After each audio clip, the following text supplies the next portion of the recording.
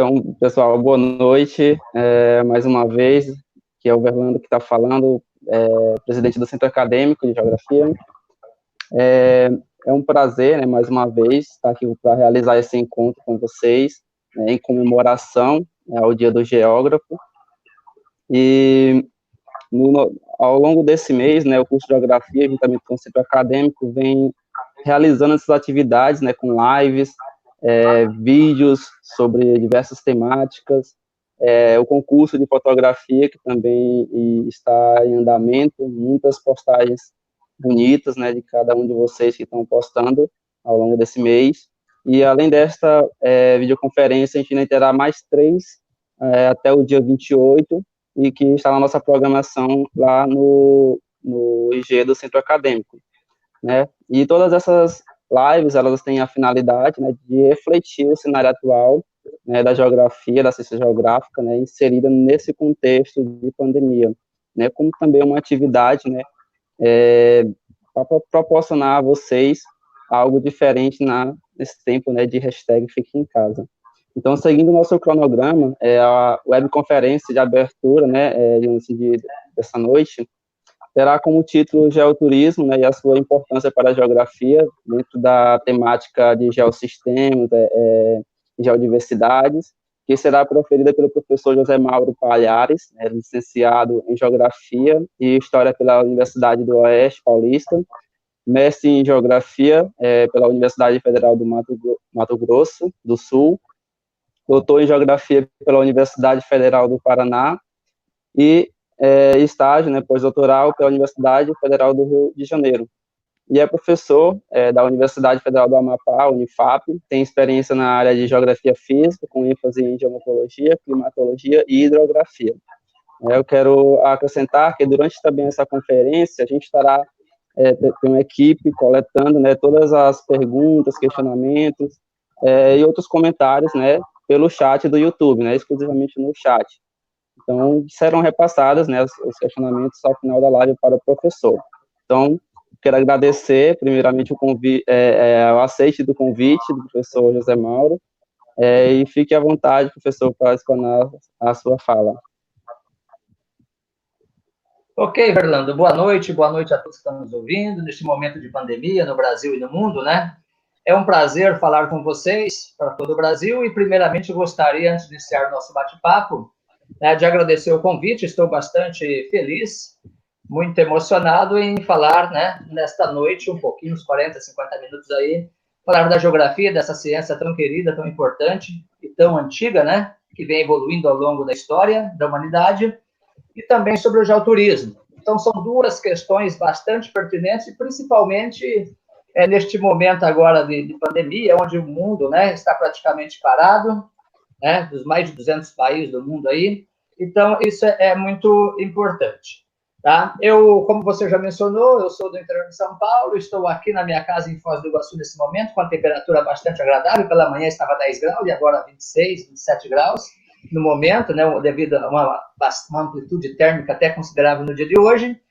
E estou aqui na minha biblioteca, aqui em casa, me cuidando bastante, eu, meus familiares, e acredito que vocês também que estão nos ouvindo, né, também está, né, se protegendo, se cuidando, para que realmente nos próximos meses possamos dar continuidade no nosso trabalho. Gostaria também de agradecer, né, o professor Ícaro, aí da Universidade Federal do Piauí, todos os demais do colegiado, o Centro Acadêmico e a coordenação do curso de licenciatura para essa belíssima iniciativa. Eu acredito que isso é muito importante, porque as pessoas, né, muitas ficaram praticamente paradas, mas, na verdade, a ciência, a comunicação, principalmente no mundo a qual nos vemos hoje, no mundo das informações e do conhecimento, logicamente, nós temos que passar essas informações para todos os ouvintes. Acadêmicos, professores, pesquisadores, né, alunos que têm todo aquele entusiasmo pela frente, pela geografia, pelos outros assuntos relacionados aí com a nossa ciência. Né? O tema da nossa fala esta noite, geoturismo, né, e sua importância para a geografia. Né, quando você fala de geoturismo, geodiversidade, geoconservação, geografia, geologia, geomorfologia, apesar de ser, né, algumas delas ciências, né, diferenciadas, mas, na verdade, se você for analisar, estão totalmente o quê? Unidas, juntas. É por isso que, quando se fala de geografia, nós temos essa visão holística, essa visão sistêmica. Isso é muito importante. Né? Nós vamos colocar o primeiro slide, né? Isso que vocês estão vendo aí é uma paisagem bastante interessante, uma paisagem lá do município do Oiapoque, né? No extremo norte do estado do Amapá, a qual atualmente eu estou professor na Universidade Federal do Amapá, no campus binacional do Oiapoque. Né? No momento agora aqui, em decorrência da pandemia, mas assim que melhorarmos, com certeza, e consequentemente retornaremos para o norte do Brasil. Agora eu estou na fronteira sul aqui em Foz do Iguaçu, no limite do Brasil com o Paraguai e com a Argentina. Essa é a nossa primeira, a imagem anterior, né? Voltando aqui à imagem anterior, vamos ver, nós estamos acompanhando aqui pelas imagens, fica mais interessante aí, mais fácil para, né, o ouvinte. Geoturismo, né? O que é o geoturismo? O geoturismo é essa parte, né? Esse conhecimento, né? Isso que dá enfoque à variedade natural de aspectos geológicos, minerais, rochas, fósseis, geomorfológico, forma de relevo e processos, como o solo, na verdade inicia, né? Nas escritas, os trabalhos, a partir dos anos 80, mais especificamente a partir dos anos 90. Então, no caso do Brasil aqui, né, podemos dizer que nós estamos num momento ainda muito incipiente de início, mas que belíssimos trabalhos vêm sendo construídos, vêm sendo escritos, né, e vêm sendo divulgados nos últimos anos. Vocês têm a oportunidade de observar aí duas imagens, duas paisagens. Esta primeira, onde concentra, né, esses jovens aí, foi um trabalho de campo realizado no Parque Estadual de Vila Velha. Então, nós estamos aí no Parque Estadual de Vila Velha, fica no município de Ponta Grossa, aqui no estado do Paraná, no segundo Planalto, e das várias imagens que nós temos lá, das várias paisagens, uma das mais pitorescas, sem dúvida nenhuma, é essa, é a taça. É conhecida naquele município, Ponta Grossa, no estado do Paraná, no Brasil e no mundo. Então, quando você mostra essa imagem, né, é um arenito, isso daí data de cerca de 380 a 400 milhões de anos, da era paleozoica, né, e que realmente foi bastante estudado e vem sendo realizado vários trabalhos nos últimos tempos em relação a este tipo de formação geológica e formação geomorfológica. À nossa direita, nós temos aí um vulcão, não fiquem preocupados, né, ele está em erupção, mas a última erupção, na verdade, que ele teve foi em 2016. Está localizado aí a cerca de 75 quilômetros ao sul de Quito, capital do Equador, né, no município de Tungurahua. Esse vulcão, ele possui cerca de 5.000 metros de altitude e é um vulcão ativo. Então, como eu disse, é a última vez. Essa cidade aí é uma cidade turística, né, de águas hidrominerais, de águas termais, que recebe o nome de Banhos, né? E é bem interessante, vale a pena. Então, nós temos duas paisagens aí diferentes, né?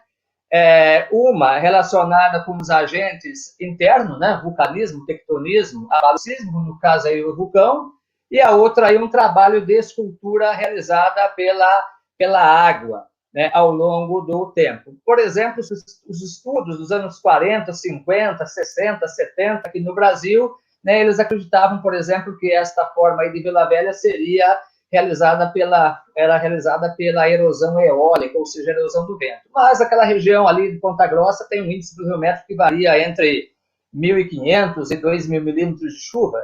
Então, depois de muitos estudos, recentemente descobriram, né, principalmente o professor Vigarella, Riad Salamuni, entre outros estudiosos aqui do estado do Paraná, né, concluíram que realmente o principal agente causador desse tipo de forma, né, existente no Parque Estadual de Vila Velha foi realizada pela água em detrimento do vento. Né? A próxima que nós temos aqui, sobre geodiversidade. O que é a geodiversidade? Geoterra, então, a diversidade do quê? Das formas existentes aqui no planeta Terra. Então, a geodiversidade é uma variedade de ambientes geológicos, fenômenos e processos geradores de paisagens, como as rochas, os minerais, os fósseis, solos e outros depósitos superficiais que constituem a base para a vida, né, aqui na Terra. Isso é uma definição, né, da Royal Society for Nature Conservancy da Inglaterra.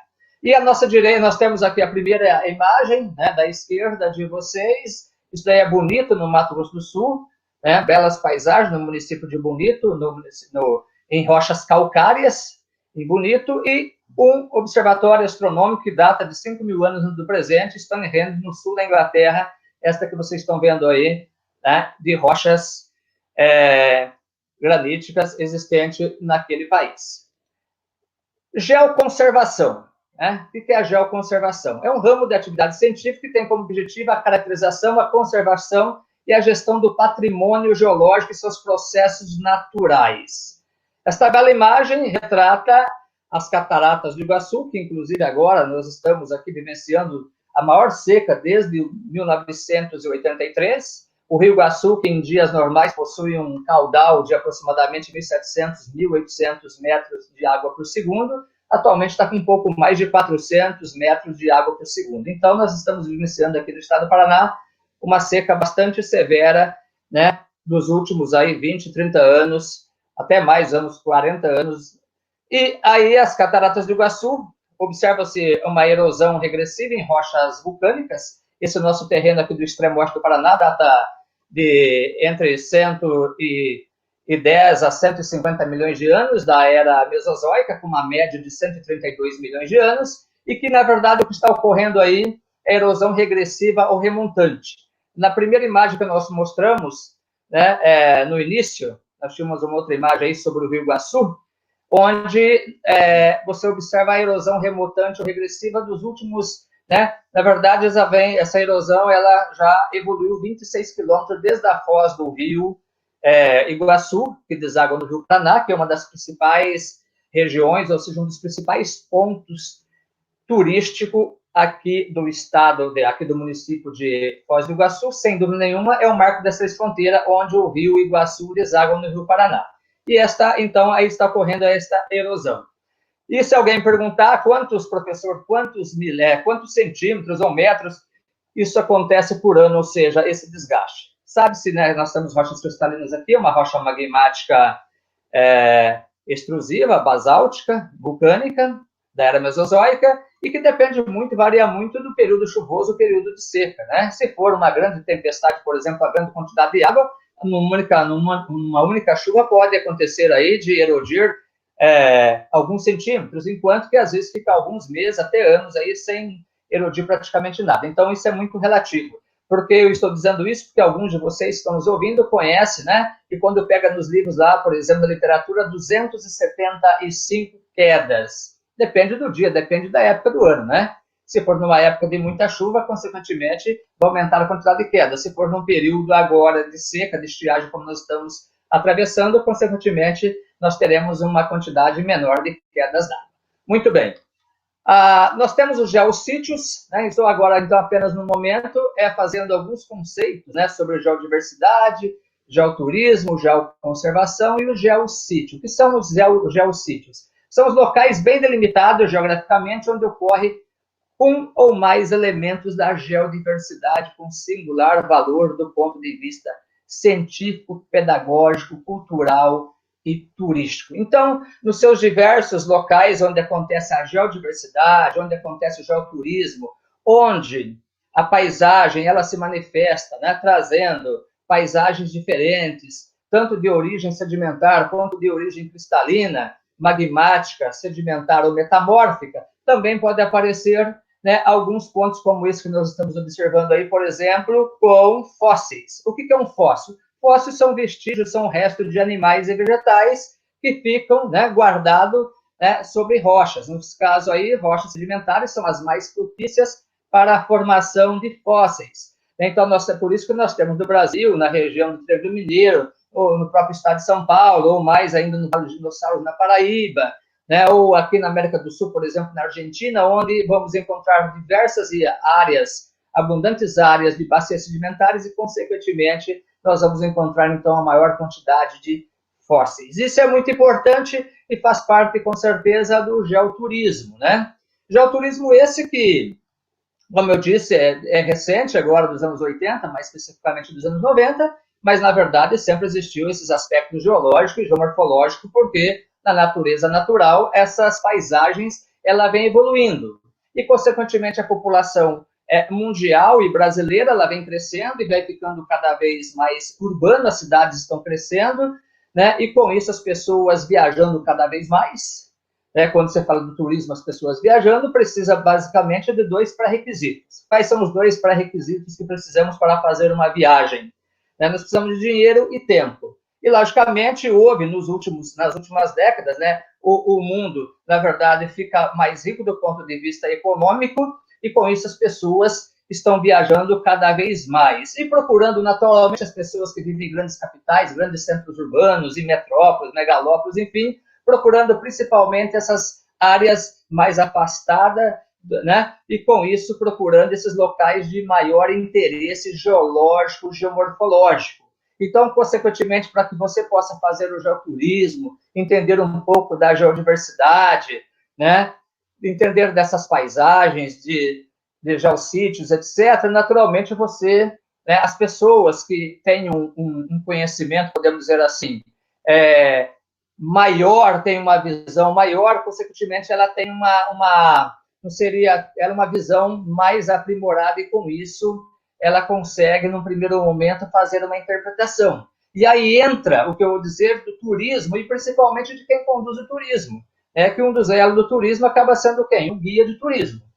Ou os condutores de parques, ou o guia do turismo, que é aquele profissional que tem a habilitação e que ele tem a credencial para conduzir grupos. Né? No nosso caso aqui, o que vocês estão vendo aí, né, são 2 grupos de pessoas.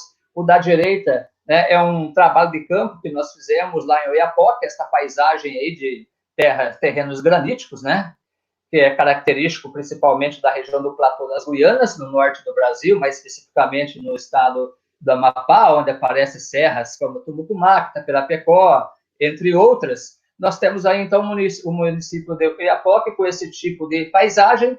Isso daí data de 2015, né? Esta imagem é de um trabalho de campo que nós fizemos com a primeira turma de geografia do Oiapoque. Para quem não sabe, o nosso curso do Oiapoque, lá no extremo norte do Amapá, nós temos 8 cursos, entre eles o curso de Geografia, que tivemos a primeira turma, né, em 2014, e que realmente nós já tivemos aí 3 saídas, né, de egressos de alunos, que hoje já estão, inclusive, trabalhando, né, e já fazendo o seu trabalho no estado do Amapá, alguns já até saíram de lá, fazendo mestrado, enfim, e eu acredito que tem uma importância bastante grande esse tipo de trabalho. E a outra imagem que nós estamos vendo aí também é uma aula de campo, né, onde estão trabalhando principalmente a questão relacionada com a biodiversidade. Então, nós temos a geodiversidade e a biodiversidade. Quando você fala biodiversidade, né, a questão viva, quando você fala da fauna e da flora, a biodiversidade. E quanto que a geodiversidade, ela trabalha principalmente com os aspectos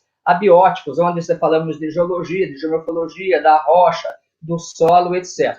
Então, observa que o que nós estamos falando aqui realmente estão todos juntos, unidos, onde o professor de geografia tem uma habilidade bastante grande quando se trata dessa visão holística, dessa visão sistêmica, onde ele consegue ligar tanto os aspectos geológicos, geomorfológicos, com o aspecto humano, e também do que diz respeito à fauna e à flora. E isso vem crescendo, né, bastante no Brasil, no mundo, primeiramente, no Brasil, bastante importante, e, com certeza, é muito bom. Por quê? Porque a partir do momento que nós tivermos profissionais trabalhando com esta área do conhecimento, naturalmente nós vamos ter pessoas que realmente vão conservar muito mais o ambiente na qual nós estamos inseridos. E é um dos principais, né, uma das principais visões aí do geoturismo, consequentemente, levar o maior número de pessoas para visitar essas paisagens, né? E, consequentemente, ter o quê? Ter essa visão de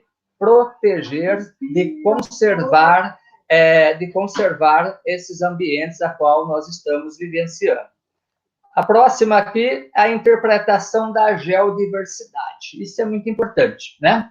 A interpretação da geodiversidade é a base para uma estratégia de geoturismo. Destaca-se, por exemplo, os painéis interpretativos que são colocados nos geossítios ou, no caso dos miradouros, em locais onde se observam os aspectos geológicos, né? Então, não é muito difícil de você encontrar, não somente no Brasil, como em todo o mundo, no Geoparque, em outros parques nacionais, parques estaduais, unidade de conservação, de uma maneira geral, esses painéis interpretativos, geralmente realizado em 2 línguas, o português e o inglês, o português e o francês, o português e o espanhol, enfim, com o objetivo realmente de que o cidadão, quando chega lá, a pessoa, o turista chega lá, ele consegue fazer essa leitura e interpretar realmente o que ele está vivenciando. Né? Porque, vou citar alguns exemplos. Você chega aqui em Foz do Iguaçu e, naturalmente, a primeira coisa que você vai fazer é querer ir para as Cataratas do Iguaçu. Né? Apesar, como eu falei para vocês, o nome Foz do Iguaçu é homenagem à Foz do Rio Iguaçu, no Rio Paraná, e lá, consequentemente, seria um dos locais mais interessantes, mais importantes para entender realmente o nome da cidade de Foz do Iguaçu. Mas, né, em decorrência do marketing, da mídia, né, da política, enfim, e do turismo, obviamente, né, é o lugar onde mais vende. E, para você ter uma ideia, a Foz do Iguaçu atualmente está configurada entre as 3 cidades mais visitadas do Brasil, como Rio de Janeiro, Florianópolis e Foz do Iguaçu. Então, um dos pontos de atrativo turístico e também do geoturismo mais, né, importantes e visitados do Brasil, para que você possa ter uma ideia. Então, este tipo de painel você vai encontrar, por exemplo, aqui no Parque Nacional, com o objetivo de realmente facilitar o entendimento por parte do visitante.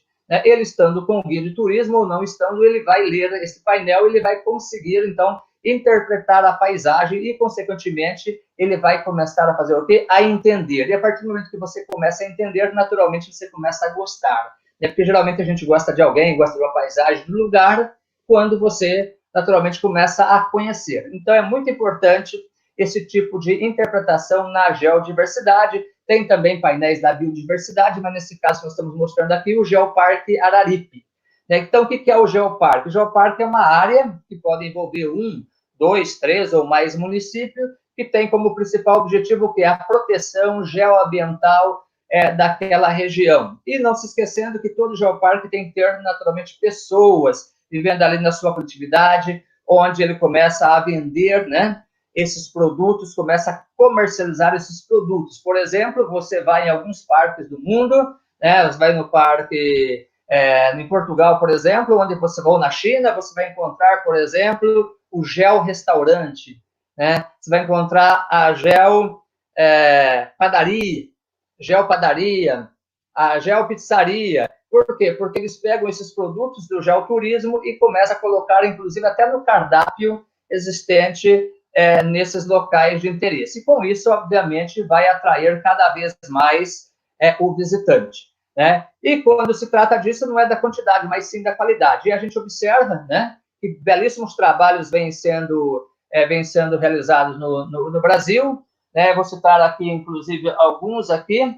Né? No termos do estado do Amapá, nós temos, inclusive, essa tese aqui da professora Celine Marcos do Espírito Santo, de geoconservação no estado do Amapá, quando ela fez um trabalho belíssimo a respeito ali, né, da bacia hidrográfica do rio Araguari, que é um dos principais rios do estado do Amapá. Então, né, nós temos vários trabalhos aqui para citar esse exemplo, né, do estado do Amapá, da professora Celina, a qual aproveito para mandar um abraço, está assistindo com certeza, e também os professores do colegiado lá de Geografia da Universidade Federal do Amapá, do campus Marco Zero, e também os professores do campus do IAPOC, a qual mando um grande abraço também para os alunos do IAPOC, os alunos do Amapá, e os alunos de todo o Brasil, né, que nós temos geógrafos e temos também os professores de geografia, né, Verlando, quando você fala, nós estamos fazendo esse trabalho belíssimo, a iniciativa de vocês, da Universidade Federal do Piauí, né, e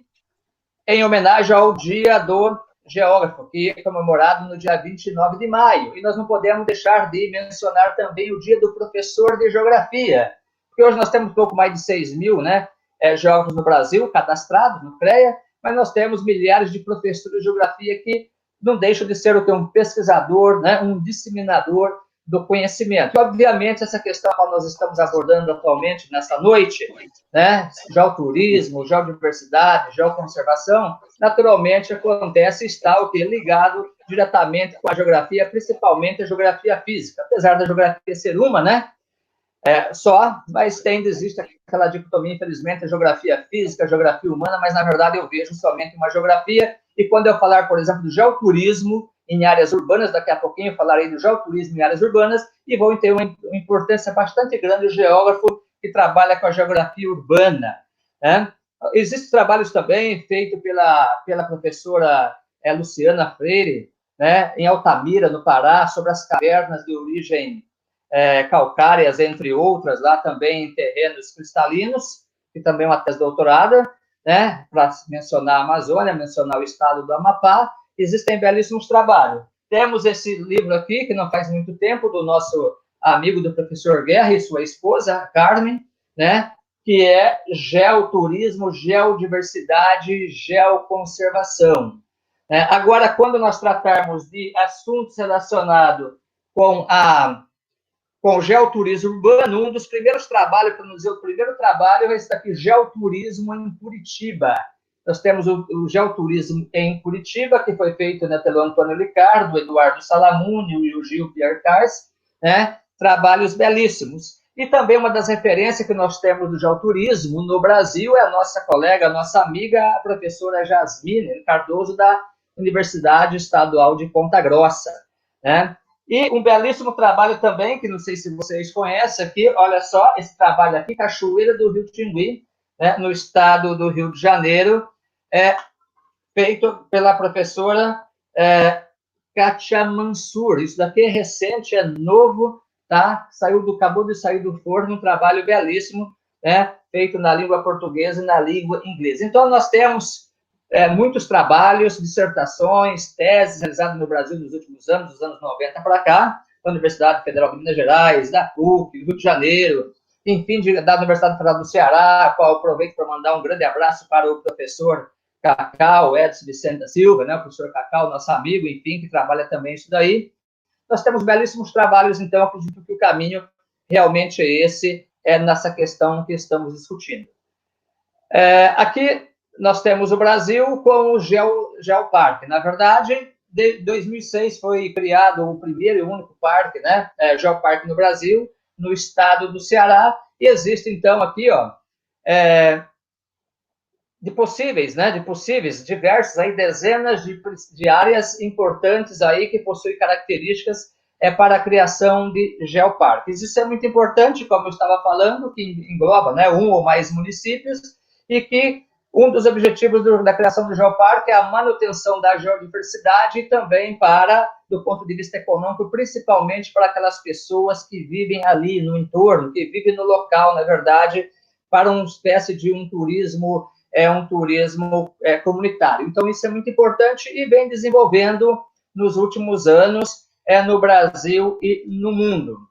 Quando a gente fala do turismo, mandar um grande abraço também, uma boa noite para todos os turismólogos que estão nos ouvindo, que, em decorrência dessa grande pandemia, né, que está ocorrendo aí no mundo todo, pode ser pandemia no mundo, né, todo aí, uma das principais atividades que vem sendo massacrada, indiscutivelmente, é o turismo. E as perspectivas não são muito boas para os próximos meses, porque me parece que a atividade econômica, o turismo, que é uma das atividades que mais cresce no Brasil e no mundo, que congrega grande quantidade, milhares de pessoas, e que tem uma renda, que gera uma renda muito importante para a divisa de muitos países. Infelizmente, as perspectivas não são nada boas aí para os próximos meses, quem sabe até esse ano. Então, existem aí pessoas otimistas falando em retorno do turismo a partir do ano que vem. E aí, o que é mais interessante, e hoje o homem moderno, né, no passado, o homem moderno, o mundo era marcado por homens fortes, né, num dado momento aí por pessoas inteligentes. E hoje o mundo é marcado por pessoas, para aqueles homens, quando eu digo homem, pelo ser humano, aqueles que melhores se adaptam ao meio.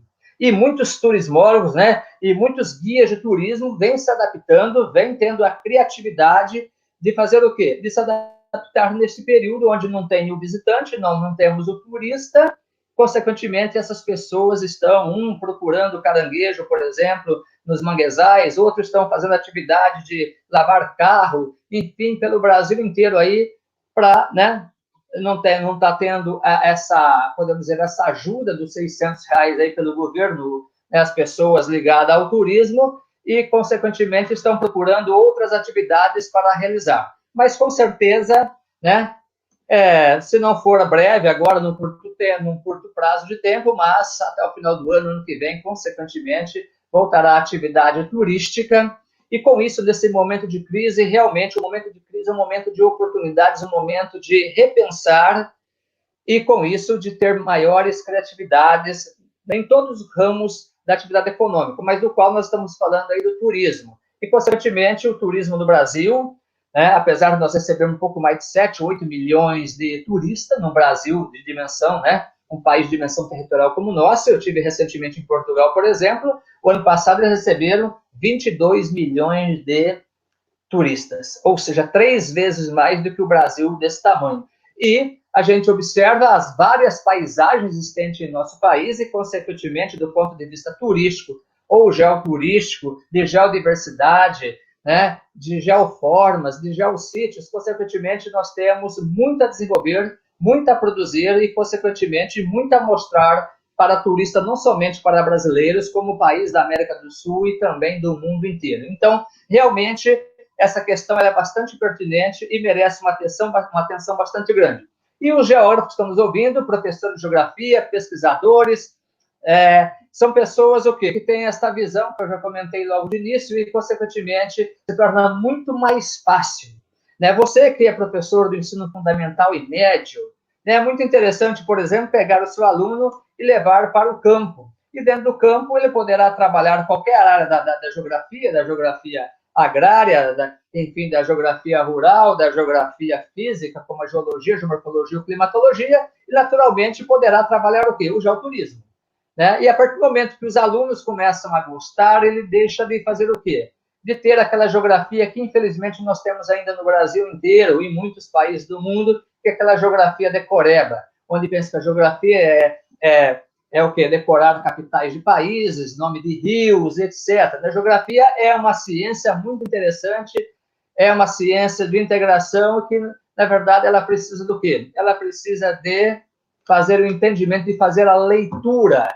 O professor, Bigarella, em memória, para o qual aproveito para mandar um abraço para a esposa dele, a dona Iris, e também todos os familiares, ele sempre nos dizia nas aulas de campo, que o geógrafo, ele tem que fazer como uma cartomante, ou seja, tem que ler a mão, a cartomante lê a mão do indivíduo, e o geógrafo, ele lê a mão de quem? Ele lê a paisagem. E a partir do momento que você começa a ler, entender, interpretar a paisagem, se torna muito mais simples, muito mais fácil a geografia, a física, a geomorfologia, a climatologia, entendeu?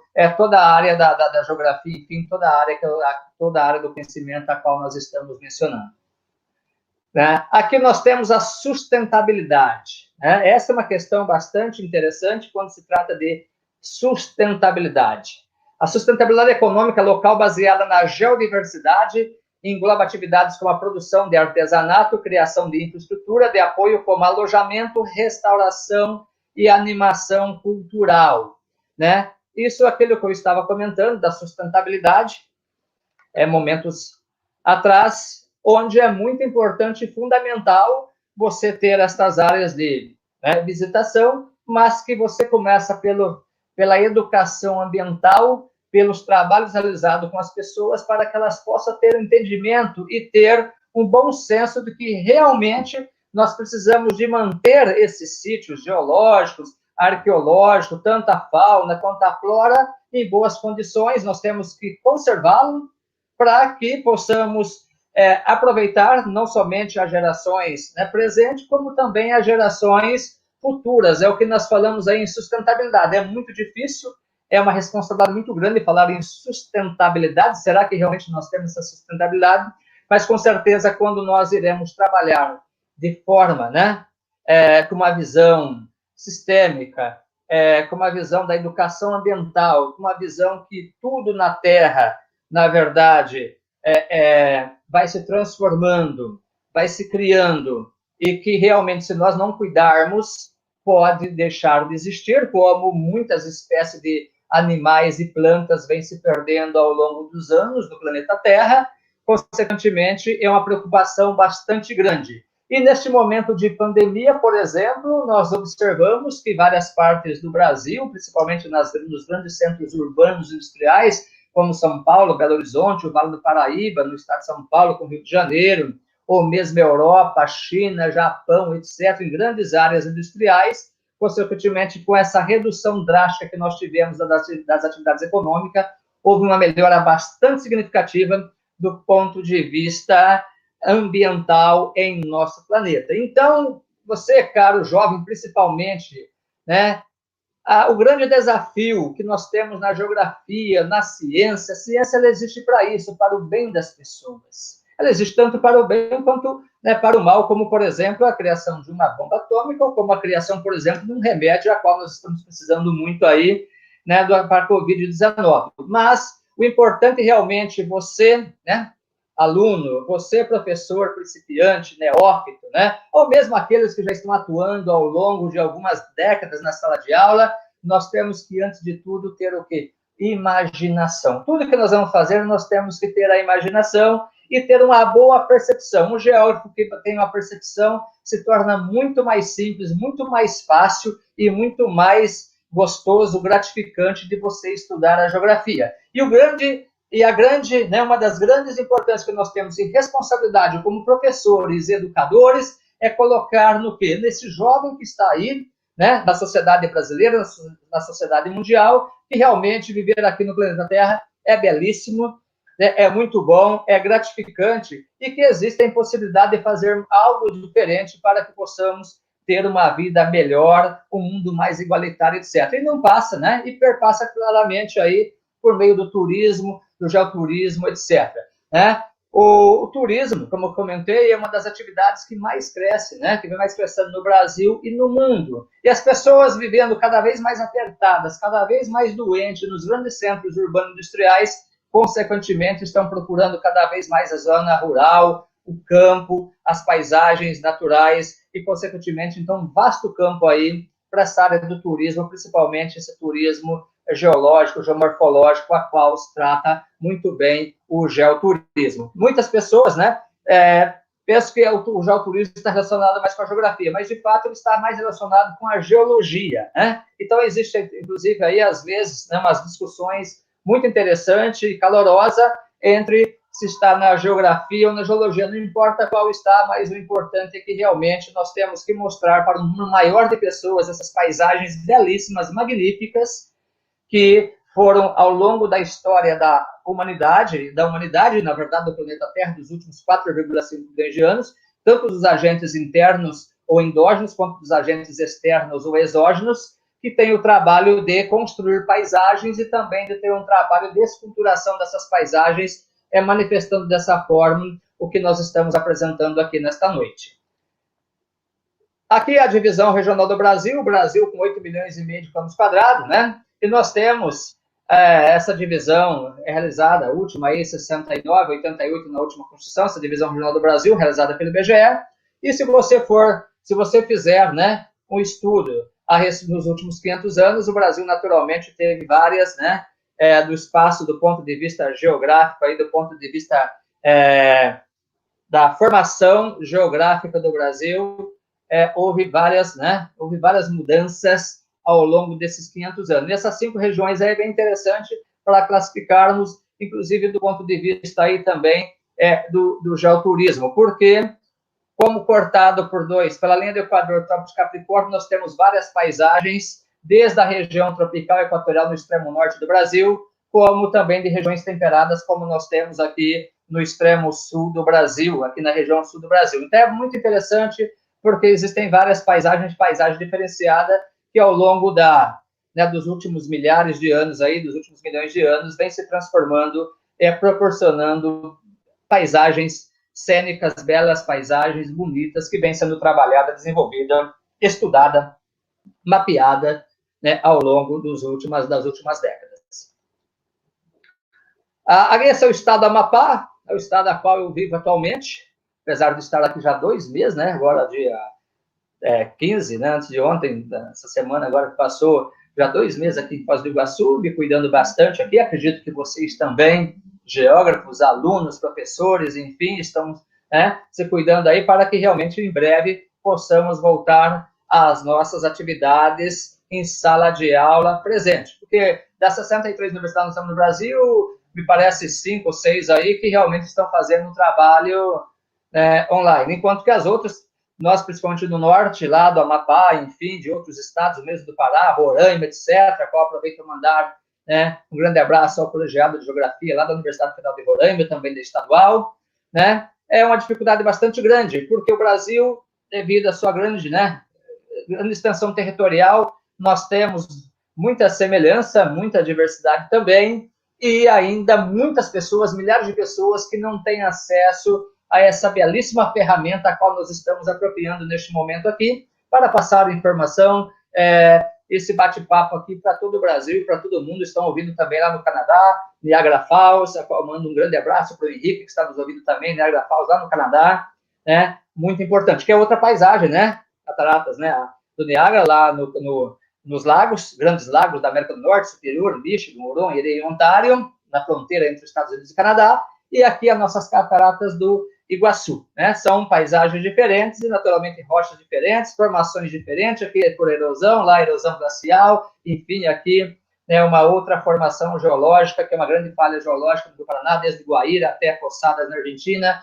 É muito interessante. E esse mapa, então, aí, essa área com 143 mil quilômetros aproximadamente, do estado do Amapá, com apenas 16 municípios, as cidades bem dispersas uma da outra, 16 cidades apenas no estado do Amapá. Olhando aí, esse é um mapa físico aí, um mapa topográfico, onde observa-se que a maior parte do território amapaense, são formados por terrenos baixos, abaixo de 200 metros de altitude, mas não se esquecendo que um dos terrenos, a formação barreira no litoral, recente, da era cenozoica terciária e quaternária, mas no extremo oeste do estado do Amapá, nós temos as rochas mais antigas do Brasil, na montanha do Mucumá, que são rochas que datam de mais de 2,5 bilhões de anos, onde, naturalmente, existem grandes geoformas, geossítios, etc., que, na verdade, estão cobertas pela grande floresta amazônica e, consequentemente, tem um potencial bastante grande para o desenvolvimento do geoturismo no estado do Amapá,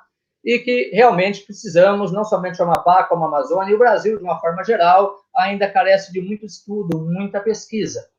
O geógrafo, geralmente, fazendo trabalho de pesquisa, em gabinete, enfim, ou na prefeitura, no estado, ou empresas, seja elas particulares, ou empresas estatais, e o professor de geografia, geralmente, trabalhando em sala de aula. Mas não deixa as duas áreas, tanto o professor de geografia quanto o geógrafo, na verdade, são dois elementos que precisam pesquisar. E é por meio da pesquisa realmente que a gente começa a entender toda esta paisagem e, consequentemente, à medida que você entende, que você conhece, naturalmente você começa a conservar esta paisagem. A próxima, por favor. Vamos lá. Olha só, o estado, então, como eu falei, o estado do Amapá, limite com a Guiana Francesa, também fechado, e o rio Apoca, esse rio transfronteiriço aí, um rio de pequena extensão, apenas 362 km de extensão, um rio que nós fizemos vários trabalhos de pesquisa, inclusive a Vila Brasil, que é uma vila no limite com a Guiana Francesa, distante 100 km, 105 km, a montante no rio Apoca, distante do Amapá, a qual os alunos da geografia,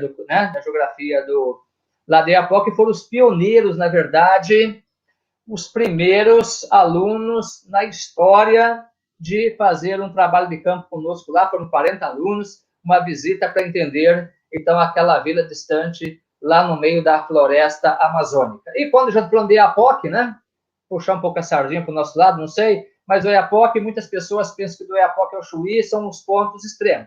Na verdade, nunca foi. O que acontece do Oiapoque ao Chuí, na verdade, é o litoral brasileiro, uma área com 9.198 quilômetros de extensão, desde o litoral norte, no Cabo Orange, até o Arroio Chuí, no Rio Grande do Sul. Este é o litoral brasileiro. Agora, do ponto extremo, sempre foi o Monte Caboraí, no estado de Roraima, na fronteira, no limite com a República da Guiana, que está localizado a 5 graus, 16 minutos e 9 segundos de latitude norte. Mas isso desde 1933, quando foram feitos os primeiros marcos no Brasil, depois com a criação do IBGE, enfim, esses trabalhos foram prolongando ao longo das décadas, mas já desde essa época nós sabíamos, o homem brasileiro já sabia, que os pesquisadores, enfim, esses grandes desbravadores pelo interior do Brasil já sabiam que o ponto extremo do Brasil era do estado de Roraima até o Rio Chuí, não do Amapá. Então, só para desvendar, muitas pessoas distantes do Oiapoque, né, pensam que é, mas na verdade nunca foi. Tá? Nós temos aqui essa visão do desenvolvimento territorial do estado do Amapá. O Verlando, né, pediu que eu falasse um pouquinho mais voltado para o estado do Amapá. Como eu falei, é um estado que possui atualmente, né, pouco mais de 750 mil habitantes, é a população de Ribeirão Preto, no interior de São Paulo, por exemplo, a população do estado do Amapá inteira. Né? Então, o estado, realmente, do ponto de vista populacional, estado jovem, com poucas pessoas comparado com o restante do Brasil. Para vocês terem uma ideia, 70% da população brasileira encontra-se atualmente nos primeiros 200 quilômetros do litoral para o interior. Então, o Brasil é um país de povoamento periférico. Né? E onde 83% do estado do Amapá ainda é coberto por florestas e cerrado. Isso é muito bom, inclusive, para nós lá do ponto de vista principalmente ambiental, é muito importante. Né? Então, aqui são as zonas, né, a visão do desenvolvimento territorial do estado do Amapá, Oiapoque e onde está distante da capital, Macapá, cerca de 570, 580 quilômetros. Então, uma dificuldade bastante grande do ponto de vista da logística, sem dúvida nenhuma. Mas do ponto de vista geológico, geomorfológico, do ponto de vista de águas, enfim, dos recursos naturais, indiscutivelmente, nós somos bastante ricos, inclusive em ouro e outros minerais naquele território.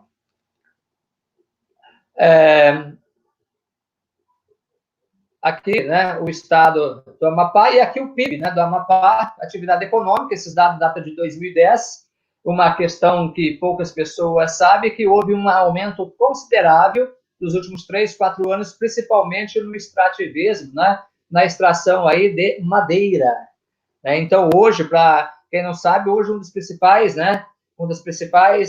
estados de exploração madeireira do Brasil está sendo o estado do Amapá, e belíssimos trabalhos também foram feitos nos últimos anos, inclusive tese de doutoramento, né, feita pelo professor, por exemplo,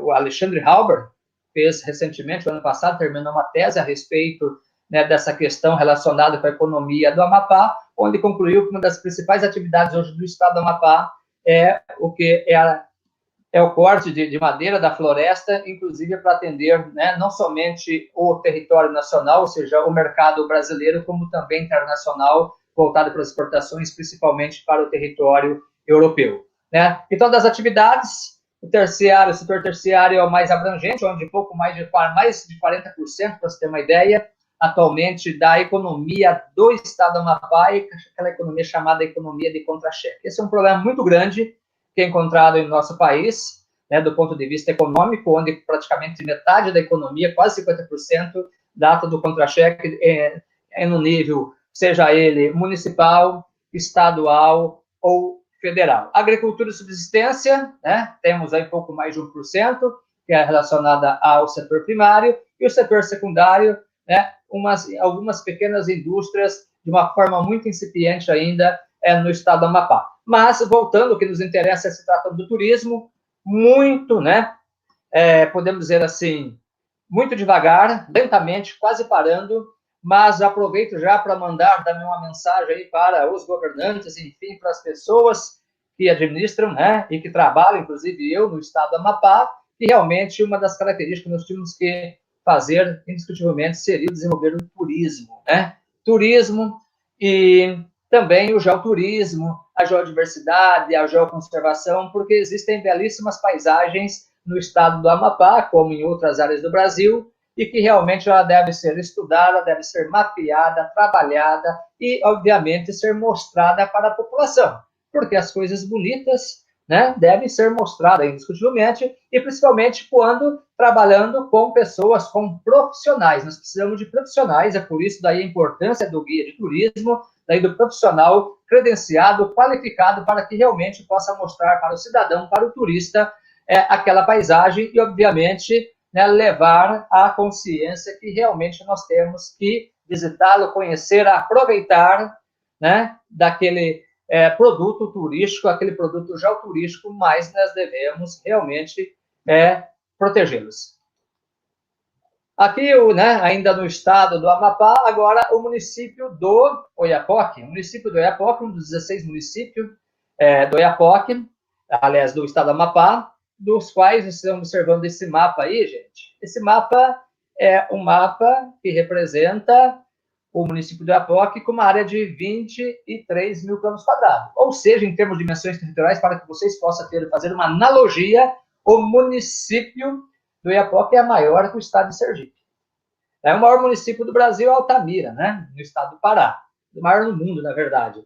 Enquanto que no estado do Amapá, o município do Oiapoque conta com 23 mil quilômetros quadrados, uma área bastante grande, e uma área, né, que você vai trabalhar, por exemplo, do termo de vista, do ponto de vista da cartografia, se torna muito difícil você trabalhar, por exemplo, o município, a geografia do município, a hidrografia do município do Oiapoque, maior do que o estado, né, de Sergipe. Então, realmente, temos que caracterizar e geografar pequenas áreas para que os resultados sejam mais rápidos e mais concisos, enfim. Né? Aqui a próxima, nós temos, então, a localização do município de Oiapoque, fazendo limite, então, com um país europeu, que é a Guiana Francesa, que é uma porção ultramarina da França, a qual depende da porção continental, e aqui, né, nós temos, então, a orla da cidade do Oiapoque, localizada na margem direita do Oiapoque. Belíssimos trabalhos vêm sendo realizados pelos professores de diversos colegiados lá do município do Oiapoque, também de acadêmicos, né, a qual aproveito para mandar um grande abraço mais uma vez, né, felicitar os alunos da geografia lá do Oiapoque, do nosso curso, e belos trabalhos vêm sendo realizados. Entre eles, vou destacar, né, a professora Maria, que hoje é professora, e também a Francinete Correia, né, que fez vários trabalhos, vários artigos, inclusive sobre o turismo, sobre o geoturismo do município de Oiapoque, e agora está fazendo o mestrado lá em Macapá.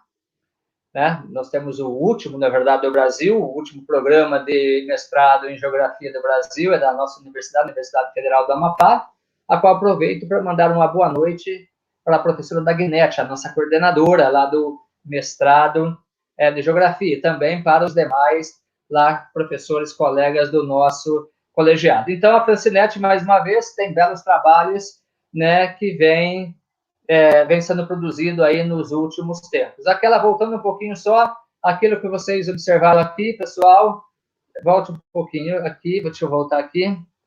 Aqui é a BR-156, né, essa estrada que rasga, que corta a floresta amazônica. E a cidade, então, do Oiapoque aí, que conta atualmente com cerca de 30 mil habitantes das últimas estimativas realizadas pelo Instituto Brasileiro de Geografia e Estatística, o IBGE. Aqui, então, a orla, né? Esta é a avenida principal, a Avenida Barão do Rio Branco, né? Do município de Oiapoque. Aqui no próximo slide, né? É o rio Oiapoque, do outro lado, né, na margem esquerda, é a cidade de São Jorge, né? Do lado francês. Né? Aqui a BR-156. BR-156 foi uma das primeiras rodovias a ser pavimentadas no Brasil, isso no papel, mas infelizmente nós temos ainda para chegar no Oiapoque 112 quilômetros não pavimentados, ou seja, a chamada verdadeira estrada boiadeira. Né? Para vocês terem uma ideia, nós temos hoje cerca de 1.400.000 quilômetros de rodovias no Brasil, dos quais pouco mais de 350 mil quilômetros estão pavimentados, ou seja, a maioria, né, 2/3 das rodovias do Brasil hoje são estradas de terra, não são pavimentadas. E essa seria muito importante, como, né, não podemos deixar de salientar outras, mas especificamente essa BR-156, indiscutivelmente pavimentada, por quê? Para o desenvolvimento do turismo, do geoturismo, mas muito mais importante do que isso no primeiro momento, para salvar vidas. Muitas pessoas falecem, morrem, infelizmente, em Oiapoque, como em demais outros rincões do Brasil, de Roraima, do Amazonas, do Pará, por falta do quê? De ter acesso a centros maiores, do ponto de vista, principalmente, da saúde. Então, se você, olha só, ficar doente no Oiapoque, encontrar um congestionamento num período chuvoso lá do Oiapoque, que vai de dezembro, janeiro, até o mês de junho. Então, esse período, por exemplo, a qual em maio, nós estamos passando no período, né, esse ano, diferentemente dos últimos 6 anos, teve um índice pluviométrico menor, choveu menos, mas os anos 2014, 15, 16, nós tivemos sérios problemas do quê? Sérios problemas para chegar até o Oiapoque. E, indiscutivelmente, quando se trata do turismo, né, precisa do quê? Da infraestrutura. E quando você fala do pavimento, do asfalto, da rodovia, do aeroporto, né, da cidade, do hotel, da lanchonete, né, do restaurante, enfim, tudo isso daí são infraestrutura para que possamos desenvolver o turismo. E o Oiapoque, indiscutivelmente, tem um grande potencial para desenvolver o turismo, mais especificamente o geoturismo, e tanto áreas da geodiversidade quanto da biodiversidade, que, no entanto, né, não vem sendo realizado, mas de uma maneira muito tímida ainda, muito incipiente, e que nos próximos anos, nas próximas décadas, vocês, inclusive, que estão nos ouvindo, terminei geografia, eu não quero lecionar porque ganha muito pouco professor de ensino médio fundamental. Então, você vai fazer outra atividade, e, consequentemente, tem um campo bastante vasto, bastante grande, e o Brasil é muito grande. O Brasil é o país das oportunidades, né? Então, nós temos oportunidade tanto nesta área do turismo, geoturismo, enfim, de guia de turismo, né, de trabalhar tanto na prefeitura, no estado, na União, empresas particulares, enfim, tem que fazer o quê? Aquilo realmente, aquilo que a gente sabe fazer, aquilo que a gente gosta de fazer para que possamos ser pessoas felizes, pessoas realmente de bem com a vida, para que possamos produzir cada vez mais de forma simples, mas de forma dentro da sustentabilidade, enfim, dentro do que realmente deveriam ser feito e que, no entanto, a gente observa que muitas vezes não é feito da maneira como deveria ser feito. E, naturalmente, toda ação tem uma reação e isso vem provocando sérias consequências. Para vocês terem uma ideia, aqui é uma área, né? Fizemos também uma aula de campo de turismo, geografia do turismo, uma disciplina a qual ministrei, geografia do turismo, e nós fomos visitar, então, essas palafitas, essas áreas próximas do rio Oiapoque, e onde a gente observa que existem pessoas bastante carentes. Não é uma exclusividade somente do Oiapoque, somente do Amapá, como de todo o Brasil, mas, infelizmente, nós temos pessoas pobres, muitas vezes, que vivem no campo, sítios e fazendas, mas quando elas vão para a cidade, elas deixam de ser pobres, tornando-se miseráveis. Você vai na África, a gente esteve na África, aí a gente verifica o quê? Pessoas lá, aldeias, enfim, grupo de pessoas que são pobres, mas retiram o quê? Da terra o seu sustento, enfim, elas vivem ali naquela pobreza, mas diferentemente do que muita gente vê na América Latina, ou mesmo no continente africano, ou asiático, sul e sudeste asiático, as das monções, ou aqui no Brasil, indiferentemente de qual das regiões você estiver, né, você vai encontrar o quê? Pessoas miseráveis. Isso é um problema bastante grande. E um grande desafio, inclusive, do planejamento urbano que perpassa para o geógrafo, para nós que estudamos a geografia, seja ela física, humana, econômica, enfim. Então, é muito importante salientarmos isso também. A próxima, nós temos, bem interessante, né? Deixa eu voltar uma aqui. Aqui começa o Brasil, este é um monumento, aqui onde começa o Brasil, foi visitado por presidentes, inclusive, vários presidentes, e esse monumento, aqui começa o Brasil, na verdade, esse daí era para ser do Oiapoque ao Chuí. Esse monumento do Oiapoque ao Chuí não é, que eu já comentei com vocês inclusive já sabem que é de Roraima até o Arroio Chuí, e não lá do Oiapoque. Mas, o que ele traz de muita importância, ele é um ponto do quê? Do geoturismo. Por quê? Um ponto geoturístico, porque ele é construído, essa haste que estamos observando isso daqui, que é de granito, que é uma rocha magmática intrusiva, que é encontrado o granito e o gneiss é encontrado em grande quantidade no platô das Guianas, na Serra do Mucumá, que está pela Pecó, como eu comentei para vocês, no estado do Amapá. Então, é muito importante salientarmos isso, porque dentro da cidade. Então, o professor está nos ouvindo na região metropolitana, por exemplo, de Belém, Ananindeua, ou está na região metropolitana de Salvador, do Rio de Janeiro, São Paulo, Fortaleza. Enfim, olha, por que vou trabalhar geoturismo? Se está trabalhando com paisagens do campo, paisagens naturais da zona rural, enfim, não. Nós temos o geoturismo também, o quê? Dentro da cidade.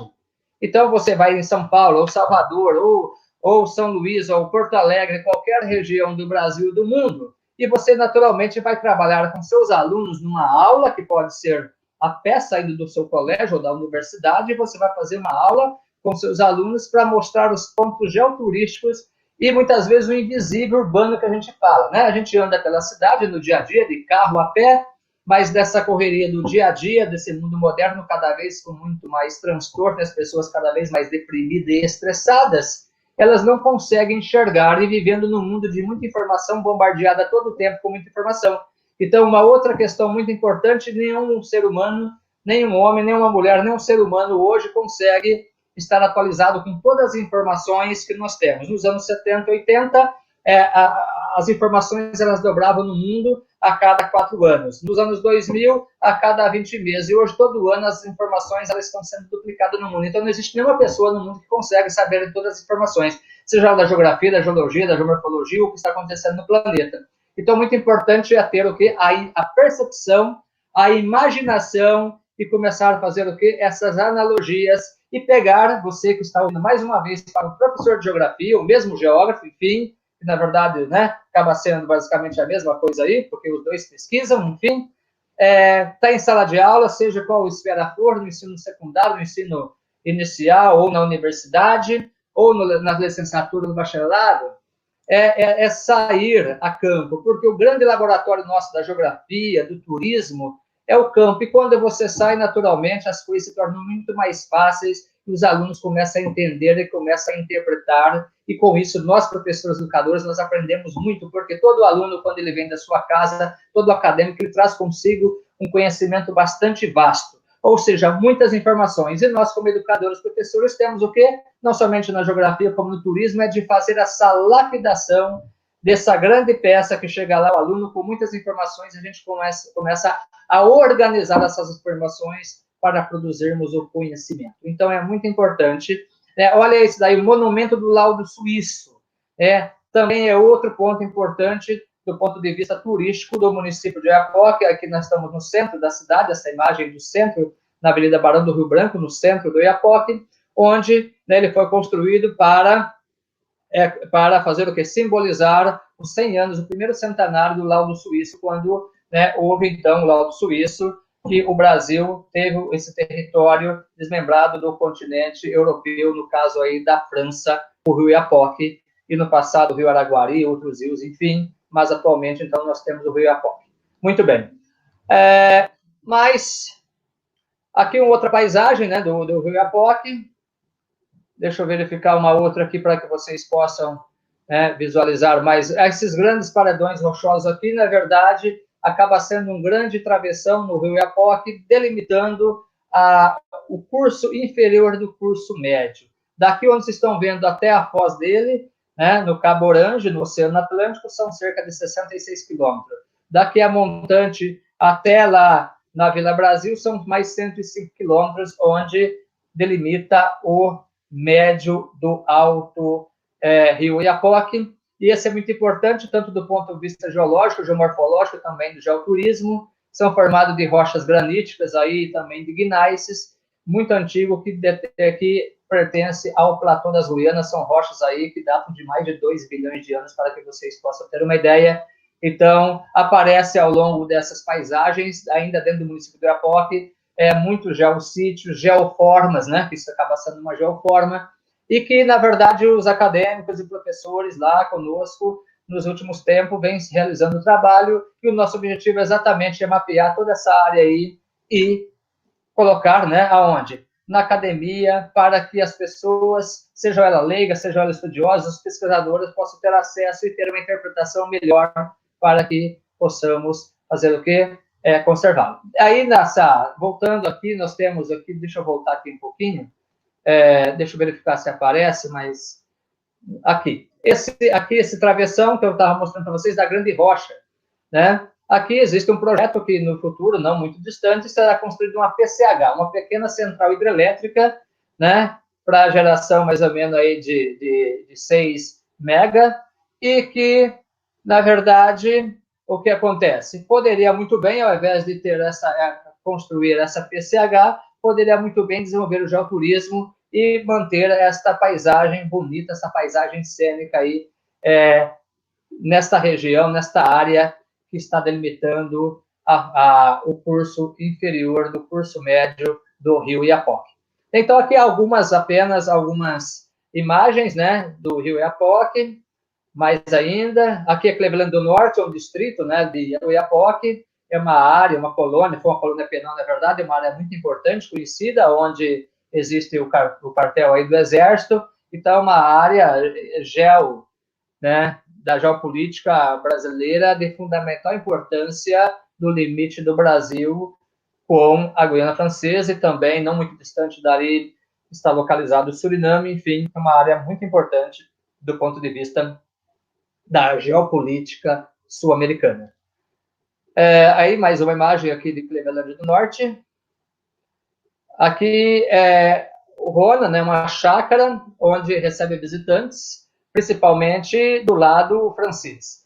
Porque o Oiapoque se tornando uma cidade de difícil acesso, né, seja ela aéreo, seja ela terrestre ou fluvial, e, consequentemente, então, se torna caro para o desenvolvimento do turismo. E, naturalmente, né, como está ali a nossa vizinha Guiana Francesa, naturalmente recebe mais turistas franceses, não somente da Guiana Francesa, como também da porção continental da França, do que os próprios brasileiros, amapaense, paraense, maranhense, enfim, de outros estados do Brasil, né, que, consequentemente, com a pavimentação da rodovia, com a adequação do aeroporto, tendo, né, uma linha aérea lá, por exemplo, nem for uma vez por semana, que são as infraestruturas para o desenvolvimento do turismo.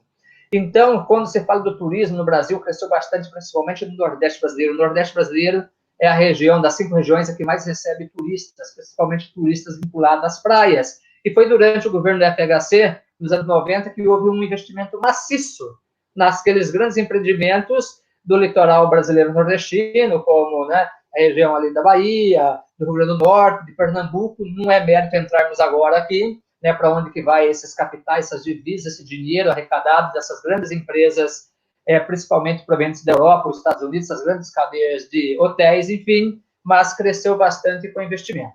Agora, merece atenção vários locais do Brasil, como, né, Rio de Janeiro, aqui próprio Foz do Iguaçu, que é uma das áreas de maior incremento e de investimento na área do turismo, porque o marketing é fundamental para o turismo, e essa pandemia, após a pandemia que vem assolando o mundo e o Brasil, me parece, e nós estamos acreditando que um dos primeiros locais do Brasil a sair dessa será a Foz do Iguaçu, que é o terceiro hoje, né, destino, o terceiro maior destino procurado no Brasil, estando atrás somente do Rio de Janeiro, Florianópolis e Santa Catarina, e, consequentemente, então, nos últimos anos, nas últimas décadas, houve um investimento maciço em infraestrutura aqui em Foz do Iguaçu e região, e também na estrutura e também no marketing, que eu falei para vocês, que é fundamental para toda a atividade, para toda a cadeia econômica e principalmente na do turismo, a qual nós estamos falando.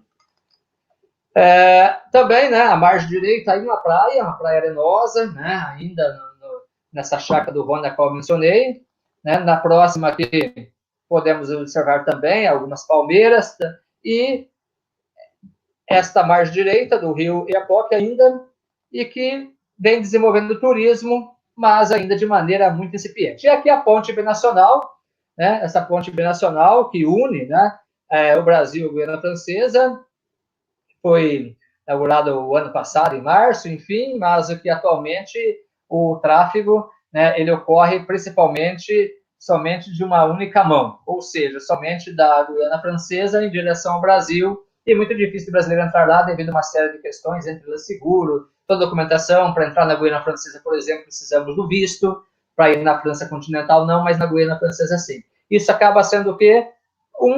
Né, dificultador das pessoas a transitarem, das pessoas a se deslocarem para fazer as suas atividades turísticas, geoturística, né, enfim.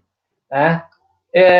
Aqui a ilha, nós temos uma ilha, né, do rio Oiapoque, várias ilhas. À medida que você vai caminhando em direção à Foz, naturalmente as ilhas vão ficando maiores, isso em decorrência, né, do curso do rio, da maior do que a quantidade de sedimentos que o rio vai carregando, e as ilhas vão aumentando de tamanho à medida que você vai em direção à Foz do Rio. Essa é uma coisa belíssima para trabalhar a geomorfologia fluvial e, naturalmente, também o geoturismo. Então, essa Ilha do Sol, ela é do lado brasileiro, porque o tal Pega do Rio está localizado à esquerda da ilha.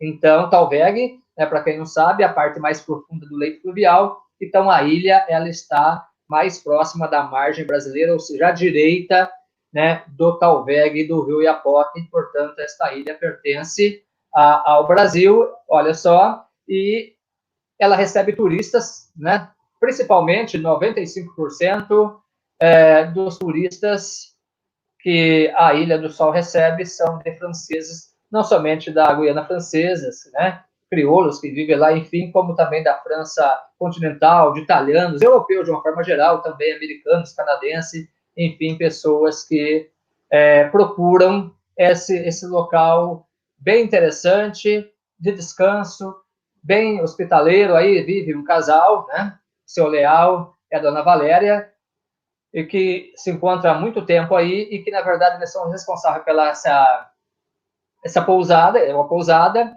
onde está mais ou menos hoje cerca de 60 euros a diária e que recebe principalmente, sobretudo nos finais de semana, turistas que vêm com o objetivo de contemplar as belezas existentes no local e também para descanso. Então é muito interessante e vale a pena, foi por isso que eu ressaltei aí a Ilha, né, do Sol. Aí, esse banco de areia, observe vocês, que está a jusante da ilha, né? Aqui da jusante, à medida que a corrente do rio, que nós estamos caminhando, se você seguir aqui, nós estamos caminhando em direção à foz, em direção ao oceano. 66 quilômetros, vamos encontrar a foz do rio Iapoque no Cabo Orange, no Oceano Atlântico, né? E uma outra imagem, mais adiante, vamos passar, deixa eu passar mais uma aqui, eu vou mostrar para vocês. Deixa eu voltar aqui, só um minutinho. Não vai aparecer aqui, mas era para aparecer. Eu peço desculpa. Que tem a parte superior da ilha, aqui, por exemplo, onde a montante da ilha, onde ela é formada principalmente de rochas, né, graníticas, o granito e também de rochas gneiss, né, que é uma rocha metamórfica. Então, são as duas principais rochas existentes nesta região, né?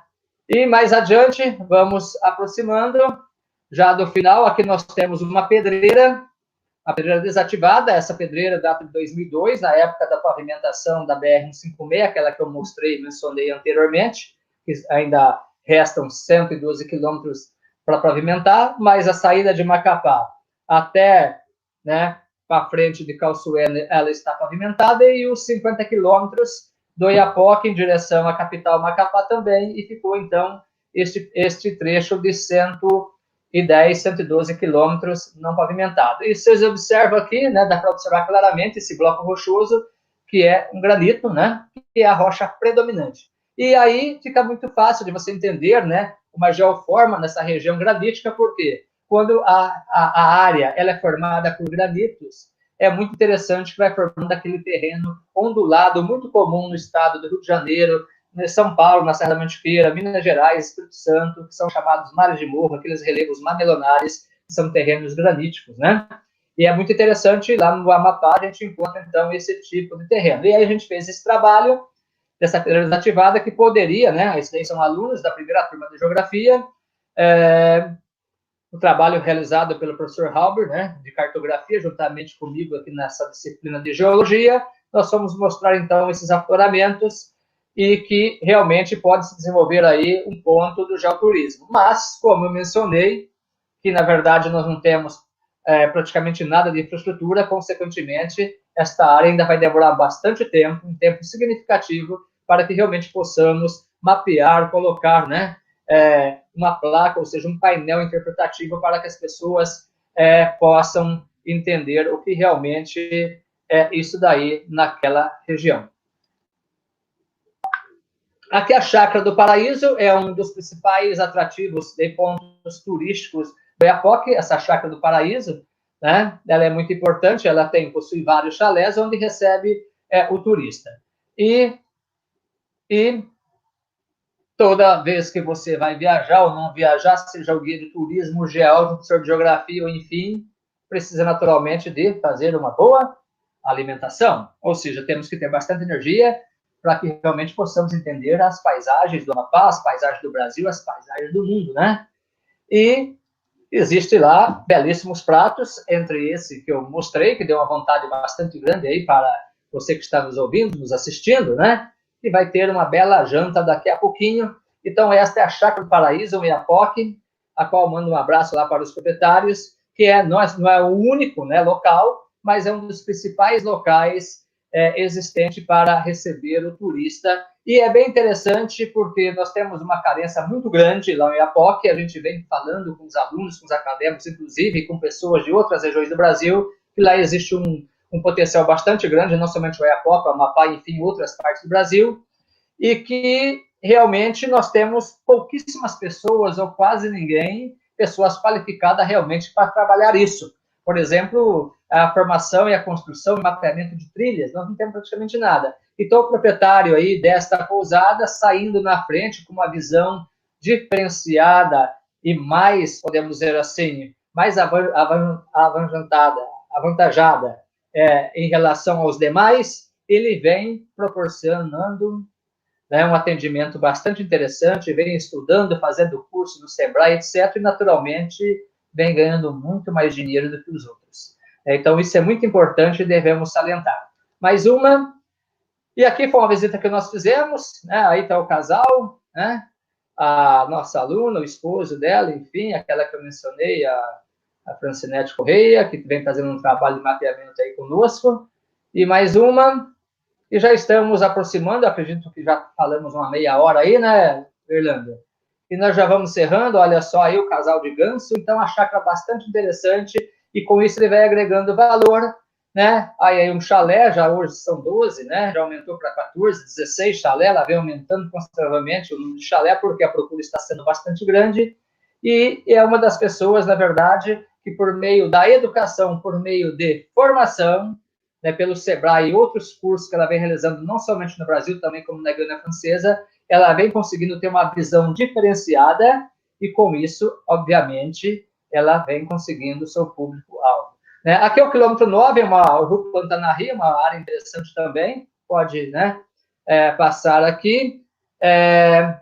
Mais uma é o próprio rio, um trabalho de campo que nós fizemos também, de rochas graníticas e gneiss, e que, na verdade, também vem desenvolvendo o geoturismo, sem que as pessoas saibam, muitas delas saibam que está desenvolvendo o turismo. Então, é bem interessante. Então, cabe nós, a universidade, que é uma das questões que a gente vem falando sempre, que realmente a universidade ela deve estar, e é para estar, próximo da comunidade. Eu vejo, não somente na nossa lá, enfim, como todas as universidades federais, ou estaduais, ou a grande maioria, podemos dizer assim, não podemos generalizar, ainda se encontra muito distante da comunidade.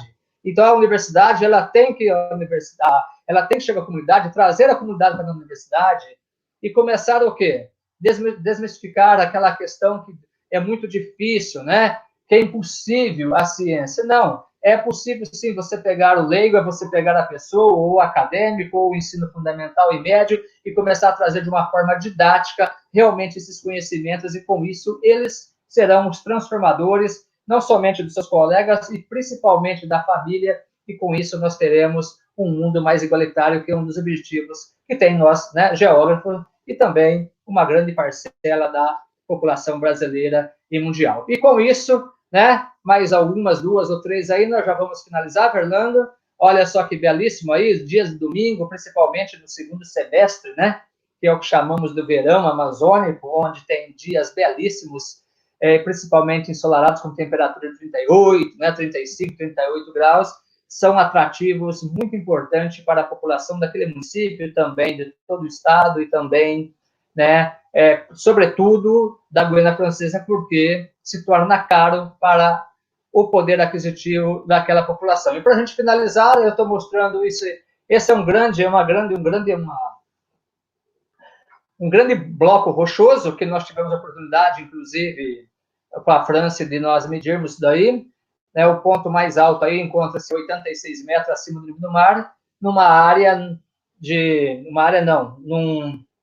numa distância, né, de 750 no sentido leste-oeste e de 1.050 metros na disposição norte-sul. Então, é bem interessante, né, isso daí. E nós vamos parando, eu agradeço a oportunidade, mais uma vez aqui, de mostrar para vocês ainda aqui o quilômetro 9, né, lá do Iapoque, que é um dos principais, juntamente com a outra, que eu mostrei para vocês, a Chácara do Paraíso, e com isso a gente vai terminando, Verlando e também o professor Ico, da Universidade Federal do Piauí, os demais colegas aí, eu agradeço mais uma vez a oportunidade, né, e o prazer de falar com vocês, e agora me parece que tem algumas questões aí, algumas dúvidas, estamos à inteira disposição. E mais uma vez, muito obrigado, e não se esqueça que devemos ficar em casa, aquelas pessoas que podem, fiquem em casa para que possamos sair mais rapidamente dessa pandemia, e aqui em casa, porque a coisa é bastante séria. Eu gostaria de mandar, né, um abraço também lá para a Universidade Federal do Sul e Sudeste do Pará, lá na cidade de Xinguara, com o professor, né, Flávio Gatti. Infelizmente, né, lamentamos muito, meus pêsames, né, nós sabemos que nós tivemos alguns alunos, alguns acadêmicos e professores por todo o território nacional que, infelizmente, faleceram. E entre elas a Renata, a qual eu mando, né, meus pesos para a família, enfim, lá de Xinguara, aluno do professor Flávio Gatti, que infelizmente faleceu na última semana em decorrência. Nós tivemos também no Amapá, enfim, em outras universidades do Brasil. Mas é isso, pessoal, uma boa noite a todos e obrigado mais uma vez por ter a paciência de me ouvir aí durante 30 ou 40 minutos. Muito obrigado, uma boa noite a todos. Eu que agradeço, professor. Muito obrigado pela sua explanação, pela sua participação. Aqui no chat do YouTube, onde a live está sendo transmitida, são só elogios à sua fala, à sua aula para a gente. E no chat pessoal, da mesma forma, só elogios, então não estou conseguindo nem acompanhar, inclusive.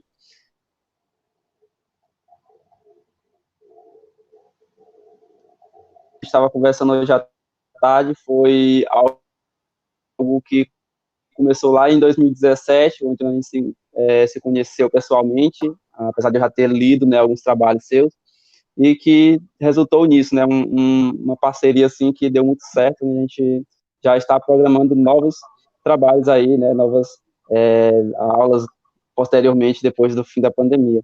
E eu queria agradecer também, pessoal, a presença virtual de alguns professores.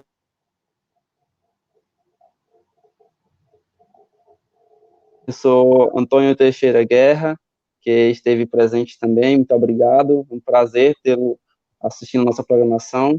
Também aos demais professores, né, da Ginete Brito, Edivânia Silva, Wesley Carneiro, Wilson Santos, professora Bastira Viana, nossa coordenadora do curso de Geografia, professor Ícaro Brito, Francília Amorim, professora Roneide Souza, José Francisco de Araújo, Brenda Rafaeli, professor Antônio Licardo,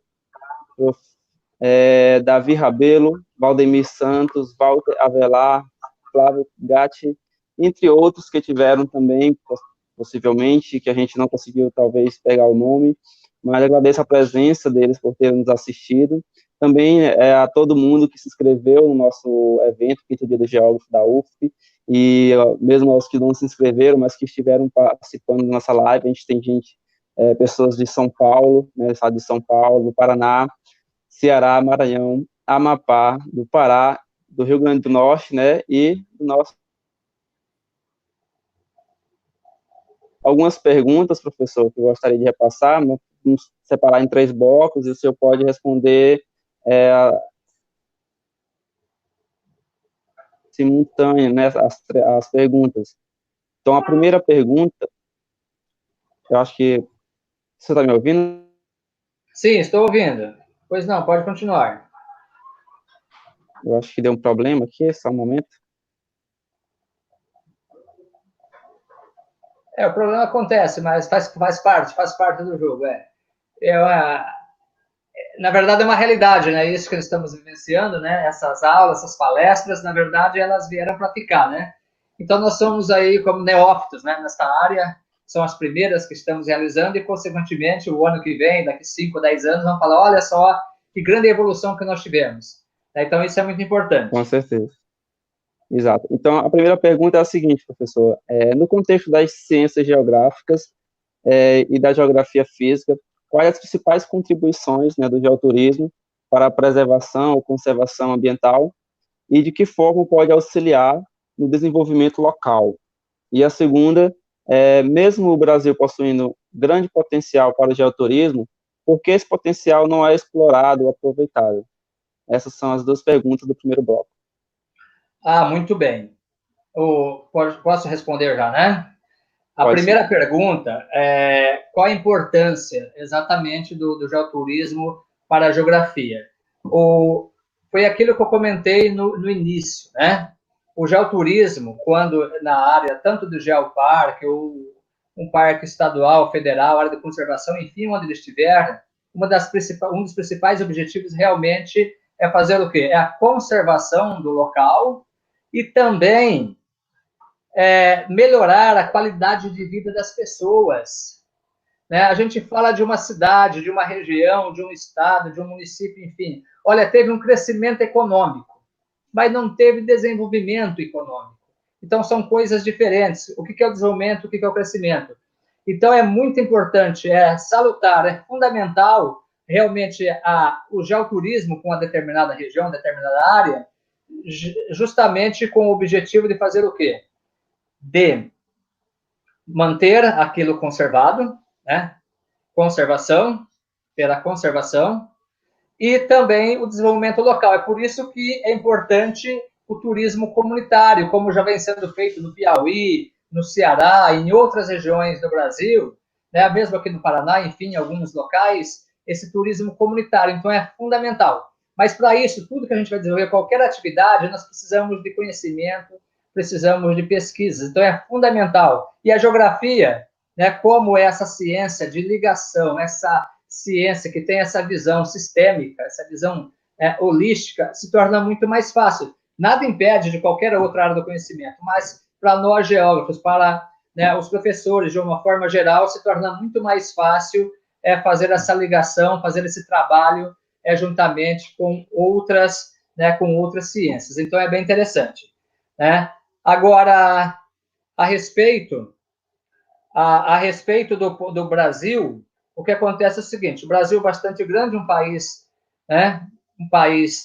de dimensão continental, mas infelizmente ainda não desenvolveu como deveria desenvolver. Mas eu acredito que é questão de tempo. A partir do momento que começarmos a fazer as atividades que vem sendo feita por meio de pesquisas, por meio de estudos, por meio de desenvolvimento, consequentemente, é uma questão de tempo e, com isso, o geoturismo será mais desenvolvido e terá, naturalmente, vamos ter o quê?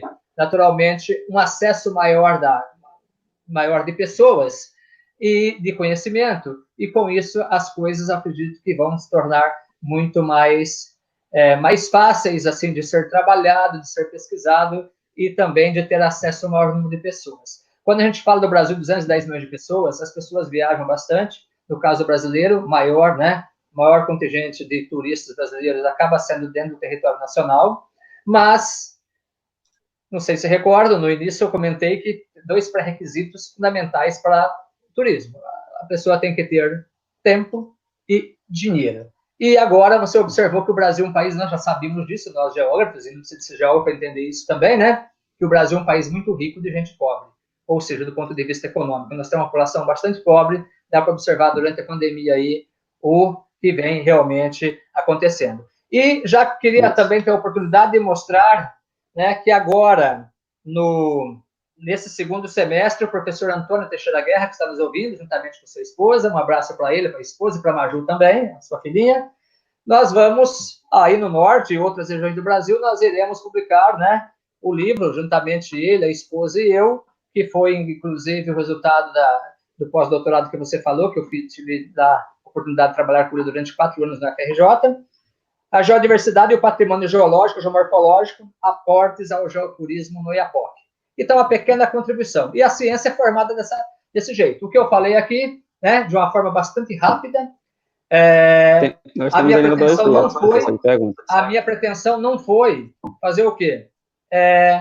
Eliminar e acabar com tudo o que vem acontecendo nos trabalhos. Nós citamos apenas um exemplo. Existem belíssimos trabalhos existentes dentro do Brasil e do mundo que não foi mencionado. Então, esse é o objetivo, é melhorar cada vez mais e nós crescermos das ciências naturais, e ciência da Terra e a geociência, enfim. Exatamente. Então, no segundo bloco, tem outras duas perguntas, que são as seguintes. De que forma as comunidades tradicionais podem contribuir para a efetivação do geoturismo?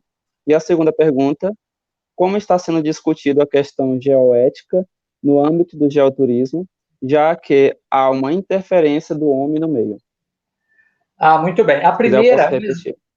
Ok, desculpa. A primeira, um exemplo, eu vou citar lá mais próximo de nós, é impossível, que é no Oiapoque, Vila Brasil, que eu mencionei. Né? O que acontece? Existe um potencial bastante grande. Essa Vila Brasil, na verdade, ela está localizada dentro de um dos maiores parques do mundo, que é o Parque Nacional Montanhas do Mucumaque, que foi constituído em 2002. Mas essa comunidade de poucos, de umas centenas de famílias, elas estão lá antes da criação, antes de 2002. Então, é um impasse bastante grande, inclusive quando eu mencionei que os alunos da geografia foram os primeiros a realizar uma expedição para lá, juntamente com a nossa orientação, principalmente com esse objetivo. E lá, realmente, o que vem sendo feito é um trabalho de fazer o quê? Esse turismo e o geoturismo de forma comunitária. É fácil ou difícil? Precisa de ser sistematizado, precisa realmente de pessoas, de líderes, né, e de harmonização entre as pessoas, esse grupo, essa comunidade, para que realmente possa desenvolver. Porque se cada pessoa pensar de uma forma divergente, né, aí se torna muito, muito difícil. Então, lá é um exemplo. Existem belíssimos trabalhos também, que eu tive a oportunidade de ler na Foz do Rio Parnaíba, no Piauí, trabalhos comunitários, né, de turismo comunitário, como também no Ceará, dissertações, teses e outros trabalhos. Né? Então, é bem interessante. Existem algumas localidades onde isso vem sendo desenvolvido de forma mais tranquila, enquanto que outras dificuldades, enquanto que outras nem iniciando.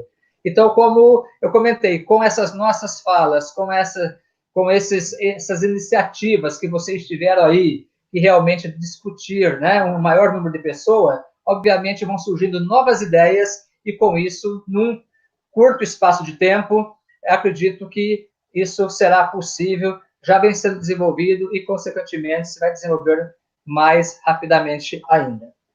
E a outra pergunta está relacionada com... Eu não anotei aqui, desculpa. Eu não ouvi direito, bem, na verdade. Não foi que eu... Como está sendo discutida a questão da geoética no âmbito do geoturismo, já que há uma interferência do homem no meio? Exatamente. Essa questão ela é bastante interessante. Parabéns aí. Todas elas, na verdade, são interessantes, mas essa de grande destaque, né, onde existe, então, essa conversa, ou seja, esse diálogo. E muitas vezes esse diálogo acaba sendo bastante difícil de ser entendido. Mas eu acredito que realmente os projetos, né, eles devem ser de uma forma bastante holística, né, diversas áreas do conhecimento e chegar num consenso, né, tanto do biólogo quanto do geólogo, né, e a ética. Essa questão da ética é uma questão de arrepiar, né, porque a gente observa não somente no Brasil como no mundo, infelizmente isso vem acontecendo nas universidades e outras áreas do conhecimento, onde muitas vezes falta ética. E aí, com a falta da ética, com a falta dessa sensibilidade, as coisas se tornam mais difíceis. Mas eu acredito que nós, né, seres humanos, enfim, tivemos a oportunidade e o privilégio de estudar, né, que infelizmente não são todas as pessoas, eu acredito que por meio do bom senso, por meio do diálogo e do conhecimento da pesquisa, eu acredito que é possível de fazer isso. E é o que nós esperamos e o que nós acreditamos, porque nós, como professores, nós como educadores, se nós não acreditarmos, infelizmente, as coisas se tornam muito mais difíceis. Eu acredito, enfim, que realmente isso é possível. Não é fácil, tá? Não é fácil, mas é possível realmente de ser desenvolvido, sim. A pizza já chegou. Ok. No terceiro bloco, a gente tem como primeira pergunta a seguinte, né? Quais as políticas públicas implementadas para promover o geoturismo no Brasil e quais as deficiências de tais políticas, se as existem? Sim, é muito importante, né? Porque, consequentemente, qualquer área do conhecimento perpassa primeiramente por projetos e as políticas públicas, né? E quando se trata dessas políticas públicas, muitas vezes a gente não encontra, né? Eu vou citar um exemplo que eu estive recentemente, inclusive com os alunos lá do mestrado, no Bioparque, lá em Macapá, e conversando com os especialistas daquela área, né, que, por sinal, muito interessante. Quem não conhece, vale a pena conhecer o Bioparque lá na cidade de Macapá. Foi inaugurado recentemente, apesar de existir há muito tempo. É uma falta bastante grande das políticas públicas, seja elas na esfera municipal, estadual e federal. Mas eu tenho observado, e pelas nossas andanças no Brasil e pelo mundo, que muitas vezes o poder, né, o poder particular, ou seja, por meio de empresários, né, juntamente com essas políticas públicas, acabam se juntando e formando, né, este projeto. Porque se esperar somente do governo, tanto na esfera estadual, federal, municipal, as coisas se tornam muito mais difíceis. Então, eu acredito que, como eu estava citando exemplos, estão os mais fáceis, né? Ou de Foz do Iguaçu, ou do Oiapoque, eu poderia falar de outras regiões. Vamos falar dessas duas áreas do extremos aí, sul e lá no norte. Né, o poder, né, particular, ou seja, a iniciativa privada, tem uma importância bastante grande para o desenvolvimento. E é lógico que também tem que, né, passar pelo elo aí do poder público, para que as coisas possam ser, né, mais, não sei se seria organizada, mas de uma forma onde as pessoas possam ter o quê? Essa administração e também essa conservação. Não é preservação, né? A gente fala preservar, mas na verdade o que nós queremos não é preservar, nós conservarmos. O que é a diferença de preservar? Preservar é deixar tudo parado lá de forma fechada, hermeticamente fechado. O que nós queremos realmente é uma conservação desse ambiente, onde as pessoas possam, né, ter o privilégio de visitar, de conhecer de uma forma mais possível sustentada, que é muito difícil, a gente fala na retórica, aqui na nossa fala é muito fácil falar, mas realmente quando você coloca na prática se torna muito difícil. É por isso que nós precisamos cada vez mais de pessoas capacitadas, de pessoas estudadas, de pessoas que realmente façam essas pesquisas para que possamos ter resultados práticos. E a gente fala sempre durante a graduação, a pós-graduação, enfim, nesses trabalhos de mestrado, doutorado ou de TCC, que realmente a ciência ela serve para isso. E quando você faz, não é para pegar o seu trabalho e colocar na prateleira, como os livros esquecidos nas prateleiras da sua casa ou da universidade. E sim, é para levar o poder público, a prefeitura, o Estado, a União, uma empresa, para que realmente possa pegar essa pesquisa e colocar em prática. Então, acho que é um desafio bastante grande ainda, temos muitas coisas para fazer, mas eu acho que nós estamos no caminho certo, realmente, de estudar, de discutir, e ter o bom senso e ter a ética para que possamos fazer um trabalho belo, humano, respeitoso, onde as pessoas possam ter as condições de visitar, de gozar, de gostar, de conhecer essas paisagens belíssimas que nós temos no Brasil e no mundo. Certo. E para terminar, encerrar essas perguntas, né, já remete ao que você já falou, inclusive, como a gente sabe que o geoturismo ele possui uma dificuldade, né, no Brasil, e essa dificuldade ela é por meio, né, do baixo incentivo governamental ou pela falta de interesse da população. E a última, né, pós-pandemia, o geoturismo ele pode ser uma solução para o retorno do crescimento da economia? Ah, muito bem. O que acontece é o seguinte, né? O brasileiro, de uma certa forma, ele viaja pouco comparado com outros países. Né? Para você ter uma ideia, a China, apesar de ter 1 bilhão e 400 milhões de pessoas, mas nós temos 250 milhões de chineses que viajam periodicamente, né, sempre viajam durante o ano todo, ou seja, é botar o Brasil inteiro, mais que a população brasileira inteirinha, dentro de um avião e sair pelo mundo, ou pelo próprio território asiático, enfim. Então, nós precisamos de viajar bastante. E a partir do momento, você gosta de alguma coisa quando você conhece. Eu não gosto de visitar Chapadas, por exemplo, Diamantina, Guimarães ou qualquer outra. Mas você nunca fez um trabalho desse. E acontece, por exemplo, com nossos alunos. Eu não gosto de determinada disciplina, eu não gosto daquilo, né? Por quê? Porque não conhece. A partir do momento que você conhece e que esse conhecimento ele é transmitido da melhor forma, de forma didática, de forma prazerosa, consequentemente, essa pessoa ela vai começar a entender. E lógico que quanto mais a pessoa, né, geralmente tem podemos dizer, um estudo, uma educação formal, alguns anos a mais de estudo, naturalmente ela vai começar a ter um interesse maior por isso daí, né? Porque nós temos esse turismo de massa e nós temos o turismo que até então era feito por uma minoria de pessoas, principalmente aquelas mais privilegiadas, que era o ecoturismo, né? Ou o turismo de aventura, etc.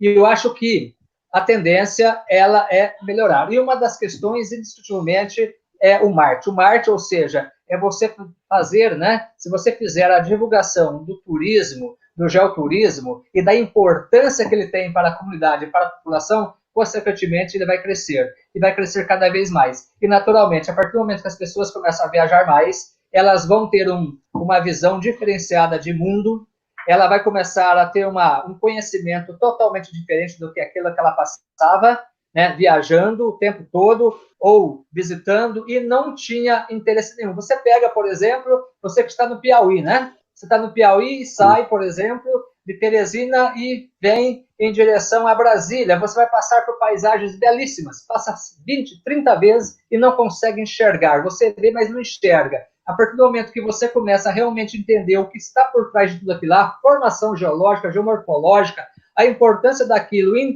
introduzido, inclusive, o ser humano, ou seja, nós inseridos nesse meio, consequentemente, você vai entender. E indispensável que o turismo é uma atividade muito prazerosa e muito lucrativa. É bilhões e bilhões de dólares que anualmente são recolhidos em decorrência do turismo. A gente ainda costuma brincar de vez em quando em sala de aula. Você está fazendo geografia? Não quer ser professor de geografia, ensino médio, fundamental, enfim, tem diversas outras atividades que você vai pegar com esse conhecimento geográfico e será aplicado. Entre eles, o guia de turismo, ou fazer o turismólogo, por exemplo, e vai ser o guia de turismo, ou vai ter uma agência de turismo. Eu sei que é muito importante, né, você ter esse conhecimento, porque a partir do momento que você conhece realmente essa realidade, se torna mais fácil. E como eu falei para vocês, a gente está falando que as últimas reuniões não, mas as últimas informações que nós tivemos aqui é que Foz do Iguaçu será uma das primeiras cidades do Brasil que vai retomar o turismo.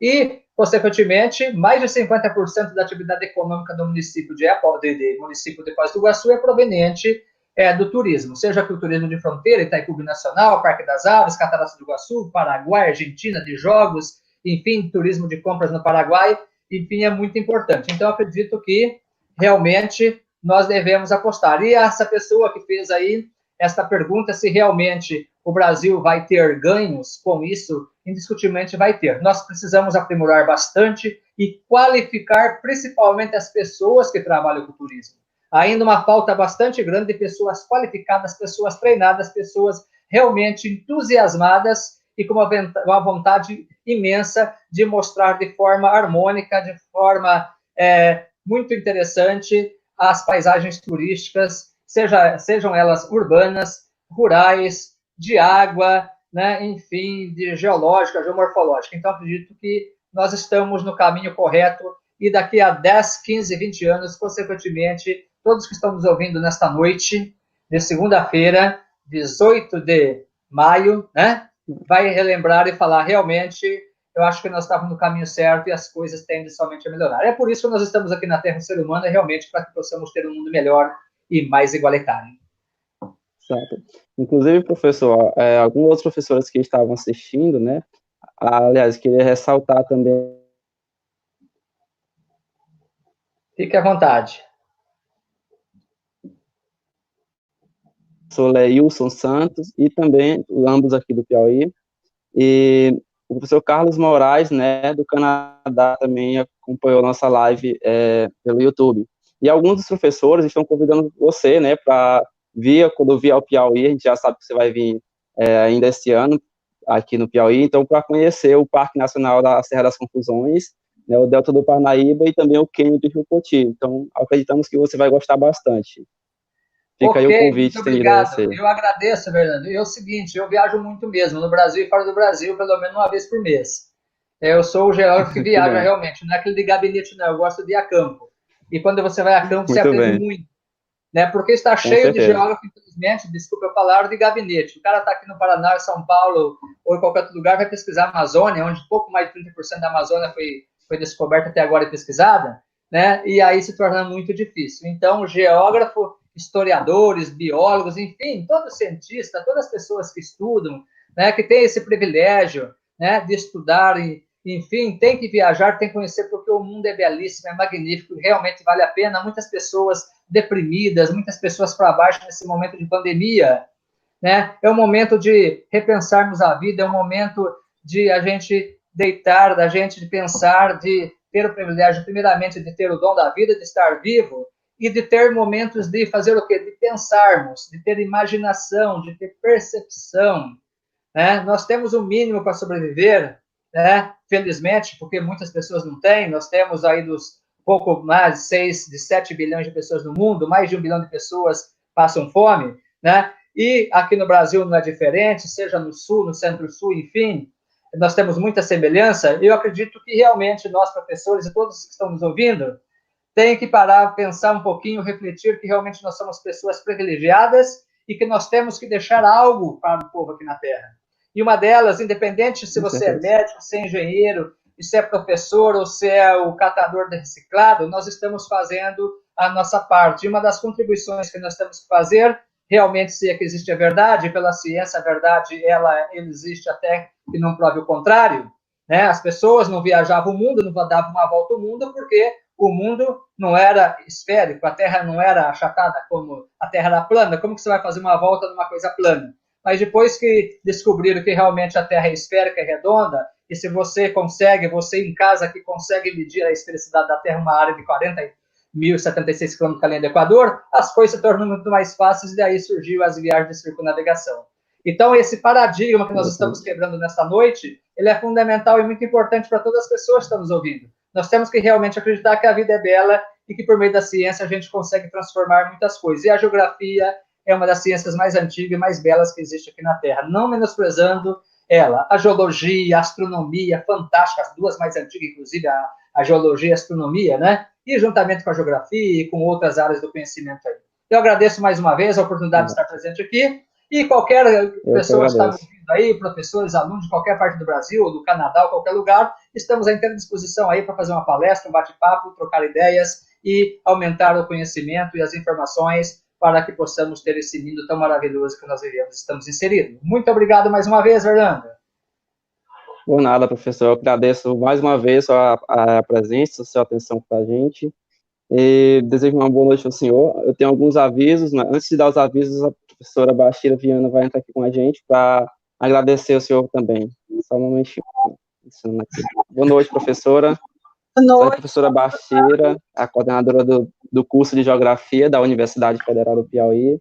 E eu deixo a palavra com você, professora. Então, boa noite a todos e a todas. Estamos escutando direitinho? Então, gostaria de agradecer, né, o professor Palhares, né, por ter aceito o nosso convite. Gostaríamos de parabenizar pela palestra, né, pela excelente discussão, pela aula, né, como alguns alunos estão, né, se referindo. Na verdade, né, é uma aula, né, de forma diferenciada, estamos aprendendo, né, a fazer, como você mesmo colocou.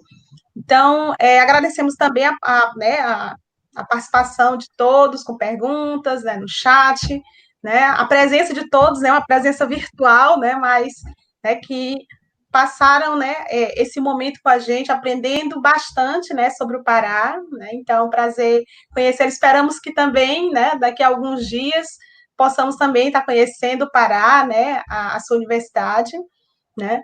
Também aproveitamos para colocar esse momento muito especial, né, porque, na verdade, o nosso quinto dia do geógrafo, né, que os meninos, né, do CAGEL, né, para aproveitar para parabenizá-los, né, Verlano, os demais membros lá do CAGEL, professor Ícaro, né, professor Wesley, né, que permitiram esse momento, mas, ao mesmo tempo, é um momento especial, né, já que é um momento pensado inicialmente para ser local e, na verdade, está sendo um evento nacional, né, e quem sabe até também, né, divulgado aí no mundo, já que o YouTube permite isso, né, então as tecnologias, né, estão presentes para nos auxiliar e, claro, esse momento é muito especial por isso, né, porque nós estamos conseguindo realmente atingir um público, né, muito além do que pensávamos inicialmente, e se não fosse a pandemia, isso, né, dificilmente estaríamos, né, realizando essa estrutura, então temos que aproveitar para tirar desse momento tão complicado, tão difícil, né, as coisas boas que eles oferecem, que é conhecer pessoas novas, poder, né, haver essa integração, né, discutir sobre o geógrafo, né, a importância do geógrafo, não só do geógrafo, mas, claro, né, a importância do geógrafo, do turismólogo, né, nessas discussões. Então, é um momento que o geógrafo, né, e essa discussão passa a estar mais em evidência, né, pelas peculiaridades do que o geógrafo discute. Então, estamos muito felizes com a sua presença, com a presença de todos, né? Então, não vou me repetir, né? Agradecendo os professores, Verlano já citou todos, então, né, é realmente com muita felicidade que nós podemos estar aqui participando e, claro, compartilhando, discutindo e socializando um pouquinho, né, o conhecimento geográfico, né, para várias partes do país e, quem sabe, para o mundo também. Então, muito obrigado, professor Palhares. Esperamos que em breve, né, possamos nos conhecer pessoalmente. E obrigada a todos. Boa noite. Com certeza, professora. Obrigado pela participação. Então, vamos lá aos avisos, pessoal. Essa live, e também as outras que já, como a professora Escabelo, ela será disponibilizada todas na nossa página do YouTube, né, no nosso canal do YouTube. Os vídeos também que a gente está postando no Centro Acadêmico também serão disponibilizados no YouTube. A gente vai disponibilizar a partir de amanhã um link, o mesmo link da inscrição que você realizou para fazer a inscrição no evento. A partir de amanhã você vai poder acessar ele e responder. Em cada palestra que você for assistindo, você vai entrando e respondendo, fazendo um breve resumo do que você ouviu na palestra, e isso vai ser o seu atestado de que você participou da conferência, para a gente contabilizar a sua frequência lá no final do evento e poder enviar o certificado de participação para você. Então, as outras informações e qualquer dúvida nas páginas do Centro Acadêmico ou na nossa ouvidoria também, no WhatsApp. Tá? Durante essa semana terão eventos, né, como o da Geografia do CEA, né, Geografia AD, dia 20/5 às 19h30, com o tema Normas da ABNT para Trabalhos Acadêmicos, Josiede Reis, que vai ministrar essa videoconferência. Dia 22/5, às 19h, vamos ter também uma videoconferência com o tema Climatologia e Covid-19, Mitos e Verdades, com o professor o Everton Costa e o professor Cleison Campelo, e também a nossa conferência, quinta-feira, dia 21/5, às 19h, que a gente terá como tema o lugar da geografia da saúde na atual pandemia, né, com a professora Juliana Ramalho Barros, que vai estar ministrando essa conferência na quinta-feira. Então, já fica o convite para quem já está assistindo. A gente será no canal do YouTube novamente, então você já se inscreve no canal, já clica no sininho para ser avisado quando a conferência for começar e se manter informado também de todas as novidades, certo? Então, mais uma vez, agradecer a participação de todos, do professor Palhares, muito obrigado. Vamos manter o contato, professor, essa palestra lá naquele evento que a gente já comentou, que a gente faz na universidade, então a gente vai acertar direitinho e vamos ter mais momentos juntos, se Deus quiser. Então, muito obrigado a todos, gente, uma boa noite, obrigado pela participação de vocês que estão assistindo no YouTube, e até quinta-feira. Boa noite.